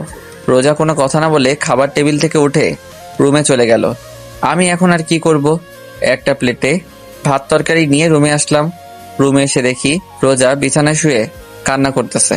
আমি ওর ঘাড়ে হাত দিয়ে ডাক দিলাম, রোজা এই নাও খাও, না খাইলে তো শরীর খারাপ হবে তোমার। আমি না খেলে আপনার কিছু যায় আসে? আর আমার শরীর খারাপ হলে আপনার কি? তোমার শরীর খারাপ হলে আমার কিছু যায় আসে না, কিন্তু আমার সন্তান তোমার গর্ভে। তোমার শরীর খারাপ হলে আমার সন্তানেরও সমস্যা হবে। নাও হা করো। এখনো মুখ ফুলিয়ে অন্যদিকে ফিরে বসে আছে রোজা। ওর শরীর আর ওর চেহারা দেখে অনেক কষ্ট হচ্ছে। মাত্র কয়েক মাসে কি অবস্থা করছে নিজের, আর কয়েক মাস ওর থেকে দূরে থাকলে হয়তো মরেই যেত। ওর গাল ফুলিয়ে বসে থাকতে দেখতে আমার একদমই ভালো লাগে না। রোজাকে আবার বলতে লাগলাম, রোজা তোমার জন্য আমার মনে একটু হলেও জায়গা হয়েছে, কিন্তু কতখানি জায়গা হয়েছে তা আমি জানি না, কারণ আমি এখনো রিয়াকে ফিল করি, অনুভব করি। এইবার রোজা আমার দিকে ফিরল আর বলল, আপনার মনে আমার জন্য যতটুকু জায়গা হয়েছে তাতেই আমার হবে, আর বাকিটুকু জায়গা আপনি রিয়া আপুকে রাখবেন। আর ভুলেও যদি অন্য কোনো মেয়ে আমার আর রিয়া আপুর জায়গায় আসে তাহলে কিন্তু আপনার। তাহলে কি আমার? আগে আসুক না কেউ, তারপর। তা শুনি, আসলে কি করবা? আপনারে কেন বলবো? আচ্ছা বলা লাগবে না, নাও হা করো। আগে আপনি ভালোভাবে বসেন। এইভাবে তো ঠিক আছে। আরে বসতে বসি বসেন। তারপর সোজাভাবে বসলাম। বসার সাথে সাথে রোজা আমার কোলের উপর বসলো। বসে ওর হাঁটুর উপর ভাতের প্লেটটা রেখে বলল, এবার খাওয়ায় দেন। আমি ওর কাণ্ড দেখে অবাক। আমি রোজাকে ভাত খাওয়াতে লাগলাম। ও ভাত খাচ্ছে আর আমার দিকে চেয়ে আছে। চোখ থেকে টুপ টুপ করে পানি পড়তেছে, কোনো কথা বলতেছে না। ওর চোখ অনেক কথা বলে, ওর মনে অনেক কষ্ট, সেটা ব্যাখ্যা করে। মাঝে মাঝে ওর চোখের দিকে তাকাতে ভয় করে, নিজেকে অপরাধী মনে হয়। না জানি ওর উপর অনেক অপরাধ করছি। ওর সাথে খাওয়া শেষে রোজাকে বললাম, তুমি একটু রেস্ট নাও, আমি বাইরে থেকে আসতেছি। বলার সাথে সাথে রোজা আমার হাতটা ধরে ওর পেটের উপর রাখলো। আমি অবাক চোখে ওর দিকে তাকিয়ে আছি। ও চোখ বুজে আছে, জোরে জোরে নিঃশ্বাস নিচ্ছে। কিছু বলবে হয়তো, কিন্তু সাহস পাচ্ছে না। ওর নীরবতা দেখে আমি বললাম, কিছু বলবা? রোজা মাথা নাড়িয়ে হ্যাঁ বলল। আমি ওকে একটু সময় দিয়ে বললাম, আচ্ছা বলো কি বলবা। আমার যে হাতটা রোজার পেটের উপর ছিল, ওই হাতটা আর একটু জোরে চেপে ধরলো পেটের উপর আর বলল, আপনার সন্তানের কসম কেটে বলেন আপনি আর আমাকে রেখে কোথাও যাবেন না। আমি চুপচাপ ওর দিকে চেয়ে আছি, আর ও করুণ চোখে আমার দিকে চেয়ে আছে। আমি ওর দিকে চেয়ে আছি। কি হলো বলুন? আমার কাছ থেকে কোনো উত্তর না পেয়ে আমার হাতটা ছেড়ে দিয়ে বিছানায় শুয়ে কান্না করতেছে। আমি ওর পাশে বসে আছি আর ও শুয়ে অন্যদিকে ফিরে কান্না করতেছে। আমি ভাবতেছি রোজাকে এখন কি বলবো। রোজা আমার কাছে থাকলে রিয়ার কথা মনে পড়ে যায়, যে এখানে রিয়ার থাকার কথা ছিল। রোজা এসে ভাগ বসাইছে, আবার রোজা আমার কাছ থেকে দূরে থাকলে রোজাকে কাছে পেতে মন চায়। আমি আস্তে করে রোজার পিঠে হাত দিয়ে ডাক দিলাম, রোজা, রোজা দেখি এদিকে ফেরো। রোজা তারপরও চুপ করে আছে। ওকে একটু জোর করে আমার দিকে ফিরিয়ে ওর পেটে হাত দিয়ে বললাম, যদি তুমি ধরে রাখতে পারো তাহলে আজীবন তোমার সাথে থাকবো। রোজা ছলো ছলো চোখে আমার দিকে চেয়ে আছে। আমি বললাম, কি হলো, পারবা তো? পারবো মানে? ইনশাল্লাহ পারবো। পারলেই ভালো। রোজা শোয়া অবস্থায় ওর হাত দুটি মেলে আমাকে ওর কাছে ডাকতেছে। ওর ডাকে সাড়া না দিয়ে কোনো উপায় নাই, আস্তে করে জড়িয়ে ধরলাম। ও আমার ঘাড়ে মুখ বুজে কান্না করতেছে। আমি ওর কানের কাছে আমার মুখটা নিয়ে বললাম, এত পানি তোমার চোখে কোথা থেকে আসে? ও আমার কানের কাছে মুখ নিয়ে আস্তে আস্তে করে বলল, কোথা থেকে আসে জানি না, কিন্তু আমার চোখে পানি আপনার জন্য আসে। মানে? মানে আবার কি, ভালোবাসি তাই। আপনার একটুখানি অবহেলা আমাকে অনেক অনেক কষ্ট দেয়। আমার মুখের ভাষা মনে হয় রোজা কেড়ে নিয়েছে। কি বলবো আমি, কি বলা উচিত এখন আমার জানা নাই। একটা কথা বলবো? বলো। রাগ করবেন না তো? আরে বলো তো। আপনি শুধু রাগ করেন কেন? আমি ওকে ছেড়ে দিয়ে বসে নরম সুরে বললাম, কি বলবা বলো। রোজা উঠে আমার পাশে বসে ওর দুই হাত আমার গলায় রেখে আহ্লাদি সুরে বলল, ওই দিন কিভাবে অধিকার আদায় করছি মনে আছে? আমি আমতা আমতা করে বললাম, কোন দিন? বলার সাথে সাথে রোজা আমাকে ধাক্কা দিয়ে বিছানায় ফেলে আমার উপর উঠে বসে বলল, এবার মনে পড়ছে কোন দিন? আমি আবার বললাম, কোন দিন? এইবারও আমার শার্টের বোতাম একটা খুলে আরেকটায় হাত দিয়ে বলল, এখনো মনে পড়ে নাই? পড়ছে মনে পড়ছে। তাহলে এতক্ষণ ঢং করলেন কেন? না মানে। তাহলে শুরু হয়ে যাক। কি? কি মানে? বলেই মুখে কিস করতে লাগলো। এরই মধ্যে দরজা খোলার শব্দ শুনলাম। মনে হয় মা আব্বু আইছে। এদিকে রোজা পাগল হয়ে গেছে। রোজাকে বললাম, মা আইছে, সরো। রোজা কোনো কথা না বলে ও ওর কাজ করতেছে। রোজাকে এক প্রকার জোর করে নিজের থেকে ওকে ছাড়িয়ে বাইরে আসলাম। বাইরে আসার সাথে সাথে মা ঘরের ভিতর ঢুকতেছিল। আমারে বের হতে দেখে মা বলল, রোজা কই? আমি বললাম, আসছো সেই সকালে, আমাকে একবারও জিজ্ঞাসা করছো আমি কেমন আছি? তুই কেমন আছিস আমার জানা লাগবে না। আমার নাতির মা কেমন আছে, কেমন থাকবে সেটা জানলেই চলবে আমার। দেখি সর। আর রোজা কোথায়? রুমে আছি। রুমে যেতে যেতে বলল, রাত 8টায় বাসায় খুলনা যাব, রেডি থাকিস। মিজান টিকিট কাটতে গেছে। তারপর আব্বুর সাথে টুকটাক কথা বললাম। আব্বু একটু ইমোশনাল হয়ে বলল, তখন রাগের মাথায় এইসব বলছি, আরো অনেক কথা ইত্যাদি।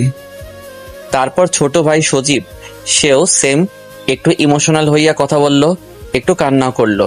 কিন্তু আমার মা, সে তো রোজার ভক্ত, আমি তার ছেলে, সে তো ভুলিয়েই গেছে। রাতে মিজানের কাছে থেকে বিদায় নিয়ে খুলনা রওনা দিলাম। আমার আর রোজাকে পিছনের সিটে দেওয়া হলো। মা আব্বু আমাদের থেকে 4-5 সিট আগে, আর তার আগে সজীব। রোজা জানালার পাশের সিটটাই বসছে। গাড়ি চলছে তার আপন গতিতে। রোজা ওর দুই হাত দিয়ে আমার এক হাত জড়িয়ে ধরে আছে। রোজার মাথাটা আমার ঘাড়ের উপর। জানালা থেকে বাতাস ঢুকতেছে, আর সেই বাতাসে রোজার কিছু চুল আমার মুখের উপর পড়তেছে। অনেক ভালো লাগতেছে আমার। রোজার চুলে এক অদ্ভুত রকমের ঘ্রাণ আছে, কি রকম একটা মাতাল করা ঘ্রাণ। প্রায় মধ্যরাত, তখন আশেপাশে প্রায় মানুষ ঘুমে, আবার কেউ কেউ মোবাইলে ব্যস্ত। আর আমি চেয়ে আছি রোজার দিকে। অপরূপ সুন্দর লাগতেছে রোজাকে। কোন সময় চাঁদের আলো পড়তেছে, আবার কোন সময় সোডিয়ামের আলো পড়তেছে রোজার মুখের উপর, যা ওর সৌন্দর্যকে আরো বাড়িয়ে দিয়েছে। অনেক ভালো লাগতেছে এই সময়টা। এইভাবেই সারাটা পথ রোজার দিকে চেয়েছিলাম। বাসায় এসে আমি অবাক, কারণ বাসায় মেহমান ভরা। মনে হয় কোনো আয়োজন হবে। রুমে আসলাম কতদিন পর, আমার নিজের রুমে আসলাম। বিছানায় গাটা এলিয়ে দিলাম। বাসায় আসার পর রোজাকে আর দেখতে পাই নাই। মনে মনে ওকে খুঁজছি, কিন্তু পাই নাই। লজ্জায় কাউকে জিজ্ঞাসা করি নাই। কিছুক্ষণ পর আমার 2 খালাতো ভাই আমার রুমে আসলো। এসে বলল, ভাইয়া এই নাও, এগুলো পরে বাইরে আসো। বলে আমার হাতে একটা নতুন লুঙ্গি আর একটা গেঞ্জি দিয়ে চলে গেল। আমি ওদের কথায় পাত্তা না দিয়ে লুঙ্গি আর গেঞ্জি বিছানার পাশে রেখে চুপচাপ বিছানায় শুয়ে আছি। রোজার অপেক্ষায় আছি কখন আসবে, কিন্তু ওর আসার কোনো নামগন্ধই নাই। কিছুক্ষণ পর মা আসলো। এসে বলল, কি হলো, তুই এখনো চেঞ্জ করিস নাই? মা, এইগুলো কেন পরবো? তাড়াতাড়ি পর, তোর আর রোজার গায়ে হলুদ আজ, আর আজ রাতে বিয়ে। মা, এসব কি জন্য? তোর জানা লাগবে না, তাড়াতাড়ি পর এগুলা, পরে বাইরে আয়। বলে মা চলে গেল। এই রোজা যে কোথায় গেল? বাসায় আসার পর এখনো আমার সামনে আসলো না। লুঙ্গি আর গেঞ্জি পরে বাইরে আসলাম। ছোট ভাইরা আমাকে দেখে হাসতেছে। কোনো সময় তো আমাকে লুঙ্গি পরতে দেখে নাই, তো তাই হয়তো হাসতেছে। আমার কিছু খালাতো মামাতো বোন আর কিছু পাড়া প্রতিবেশী হলুদ শাড়ি পরে বাইরে বের হচ্ছে। আমি আমার খালাতো ভাই শিহাবকে বললাম, ওরা কোথায় যায়? রিয়া আপুদের বাসায়। আমি অবাক চোখে শিহাবের দিকে তাকিয়ে বললাম, রিয়াদের বাসায় যায় কেন? আরে রোজা ভাবি তো রিয়া আপুদের বাসায়, সকালে রিয়া আপুর মা এসে নিয়ে গেছে রোজা ভাবিকে। আমি শিহাবের কথা আগামাথা কিছুই বুঝি নাই। তা রোজাকে কেন নিয়ে গেছে রিয়ার আম্মু? রিয়ার আব্বু আম্মু রোজা ভাবিকে রিয়ার স্থান দিয়েছে, তাই এখন থেকে রোজাই রিয়া, রিয়া আপুর আব্বু আম্মুর কাছে। বুঝলাম। তা ওরা কি করতে গেছে রিয়াদের বাসায়? কি করতে যাবে? রোজা ভাবিকে গায়ে হলুদ দিতে গেছে। ও আচ্ছা, আমি রুমে যাই, দরকার পড়লে ডাক দিস। আচ্ছা। রুমে এসে বসে বসে ভাবতেছি, রিয়ার আব্বু আম্মুর আবার কি হলো? রোজাকে সোজা মেয়ে হিসেবে মেনে নিল? তাদের আর কোনো মেয়ে নাই, তার জন্য নাকি অন্য কিছু? সব ভাবতেছি। কিছুক্ষণ পর শিহাব আসলো, রুমে এসে বলল, ভাইয়া চলো। কোথায়? কোথায় আবার, বাইরে আসো, এখন তোমার গায়ে হলুদ দেবে। আমি আর কোনো কথা না বলে শিহাবের সাথে বাইরে আসলাম। দূর সম্পর্কের নানীরা এসে আমাকে নিয়ে একটা পাড়ার উপর দাঁড় করালো। কিছু কিছু মহিলারা আদি যুগের গান গাইতে লাগলো, কেউ কেউ আমার গায়ে হলুদ দিয়ে যাচ্ছে। এইভাবে অনেক নিয়ম কানুনের পর শেষ হলো গায়ে হলুদ। আমাকে ভালো মতো গোসল করিয়ে ঘরে নিয়ে আসলো। সন্ধ্যাবেলা একটা শেরওয়ানি পরে কিছু লোকদের সাথে রিয়াদের বাসায় গেলাম। অনেক সুন্দর করে সাজানো হয়েছে রিয়াদের বাড়ি। পুরা বাড়ি লাল নীল ছোট ছোট লাইটে ভরপুর। রিয়াদের বাড়ির ভিতর ঢুকলাম, বুকটা ধকধক করতেছে। বাড়িতে ঢোকার সাথে সাথে রিয়ার ছোট ভাই দৌড়ে এসে আমাকে জড়িয়ে ধরলো। আমি ওকে জড়িয়ে ধরে বললাম, কি হয়েছে? ও কোনো কথা না বলে আমার হাত ধরে বরের বসার জায়গায় বসলো। রিয়ার আব্বু আম্মু আমার আশেপাশে ছিল, কিন্তু কোনো কথা বলে নাই আমার সাথে। এখনো ধীরে ধীরে বিয়ের কাজ শেষ হলো। রিয়ার আব্বু আম্মু এখন আমার পাশে বসা। রিয়ার মা আমার মাকে ফোন দিয়ে বলল তাদের বাড়ি আসতে। রিয়ার আম্মু আমার পাশে বসে আছে, কিছু বলবে হয়তো, কিন্তু বলতে পারতেছে না। ওনার এরকম অবস্থা দেখে আমি জিজ্ঞাসা করলাম, খালা কেমন আছেন? কোনো কথা বলতেছে না, শাড়ির আঁচলটা মুখে দিয়ে অন্যদিকে ফিরে আছে। আমি এবার বললাম, মা কেমন আছেন? রিয়ার আম্মু আমার দিকে ছলো ছলো চোখে তাকিয়ে আছে। আমার সামনে দাঁড়িয়ে তার হাত দিয়ে আবার গাল ধরে বলল, আমাদের ক্ষমা করে দিস বাবা। আপনি এগুলো কি বলতেছেন? ওই দিন রিয়াকে তোরে দেখতে দিই নাই। আরে থামো, কি এসব কি কথা বলতেছো? না মা, নে। ওনার কথা বলা শেষ হবার আগে আমার মা আসলো, এসে রিয়ার আম্মুকে বলল, কিসের জন্য ডাকলে? চল নতুন বউ, বরকে একসাথে ঘরে তুলে নি। চল, এতে আবার আমারে ডাকা লাগে? কিছুক্ষণ পর রিয়ার আম্মু আমার হাত ধরে নিয়ে রিয়ার রুমে নিয়ে যেতে লাগলো। পিছে তাকিয়ে দেখি রোজাকে মা আমার পিছনে পিছনে নিয়ে আসতেছে। রিয়ার রুমে আসলাম। রুমে ঢোকার সাথে সাথে এক অদ্ভুত অনুভূতি হলো মনে হলো আমার পুরো শরীরের ভিতর কিরকম জানি ঠান্ডা বাতাস বয়ে গেল। রিয়ার আম্মু আমাকে খাটে বসালো, রোজাকে আমার পাশে বসালো হয়েছে। আজ আবার রোজা বধূ সাজে সেজেছে। রিয়ার আম্মু আমার হাতটা নিয়ে রোজার হাতের উপর রাখলো, রেখে বলল, সোহান আজ থেকে রোজাকে ভালোবাসবা রিয়ার মতো, কারণ এখন থেকে আজীবনের জন্য রোজা আমার মেয়ে। এইবার মা আমার আর রোজার হাত ধরে বলল, সোহান যে চলে গেছে তাকে ভেবে কোনো লাভ নাই। আমরা এখন রিয়ার জন্য দোয়া ছাড়া কিছুই করতে পারবো না। এবার আমি বললাম, দোয়া করব আল্লাহ যেন পরকালে আমাকে রিয়ার সাথে রাখে। আমার কথা শুনে রিয়ার আম্মু আর আমার মা আমার দিকে অবাক চোখে তাকিয়ে আছে। রোজার দিকে তাকিয়ে দেখলাম মাথা নিচু করে মুখ কালো করে আছে। রোজার মুখ কালো দেখে রিয়ার আম্মু রোজার থুতনি ধরে রোজাকে বলল, ও ওর ভালোবাসার মানুষকে চাইছে, আল্লাহর কাছে তুইও আল্লাহর কাছে তোর স্বামীরে চাইবি। রোজা শুধু মাথা নাড়িয়ে ঠিক আছে বলল। আরো অনেক কথা বলে রিয়ার মা আর আমার মা আমাকে রোজাকে রেখে বাইরে থেকে দরজা আটকে চলে গেল। আমি আর রোজা দুজনে চুপচাপ বসে আছি, কেউ কোনো কথা বলতেছি না। আমি আস্তে করে বিছানায় শুয়ে পড়লাম। রোজা এখনো খাটে বসা। অনেকক্ষণ হয়ে গেল, রোজা এখনো চুপচাপ বসে আছে। আমি রোজাকে বললাম, কি হলো, ঘুমাবা না? চুপচাপ আমার দিকে চেয়ে আছে। আমি আমার দুহাত মেলে বললাম, কি হলো, আসো। আমার দুহাত মেলা দেখে রোজা আমার বুকের উপর ঝাঁপিয়ে পড়লো। চুপচাপ বুকের উপর শুয়ে আছে, কোনো কথা বলতেছে না। রোজা রোজা রোজা কি হয়েছে? মন খারাপ? না। তাহলে আপনি আমাকে ভালোবাসবেন তো? ভালো না বেশি উপায় আছে? শত হলেও তুমি আমার ভবিষ্যৎ সন্তানের মা। আগে বলেন, ভালোবাসবেন তো? বাঁচতে পারি, একটা শর্ত আছে। কি কি শর্ত বলেন, আমি সব মানতে রাজি আছি। আমাকে তুমি করে বলতে হবে, তাহলেই হবে। আচ্ছা ঠিক আছে। রোজা, বলো। আজকে আমাদের কি রাত? কি রাত? আজকে আমাদের বাসর রাত। তা কিছু হবে না? মুখটা তুলে আমার দিকে তাকিয়ে যা দুষ্টু বলেই রোজা আমার বুকে ঝাঁপিয়ে পড়লো। আর শুরু হলো সোহান আর রোজার নতুন ভাবে পথ চলা। কিন্তু রিয়া থেকে যাবে আজীবন সোহানের হৃৎপিণ্ডে। গল্পটা কেমন হলো প্লিজ জানাবেন। আর যারা পরবর্তী পার্ট গল্প পেতে আমাদের চ্যানেলটি সাবস্ক্রাইব করে পাশে থাকা বেল আইকনটি বাজিয়ে দিন। সবাই ভালো থাকবেন, সুস্থ থাকবেন। দেখা হবে পরের গল্পে। আল্লাহ হাফেজ।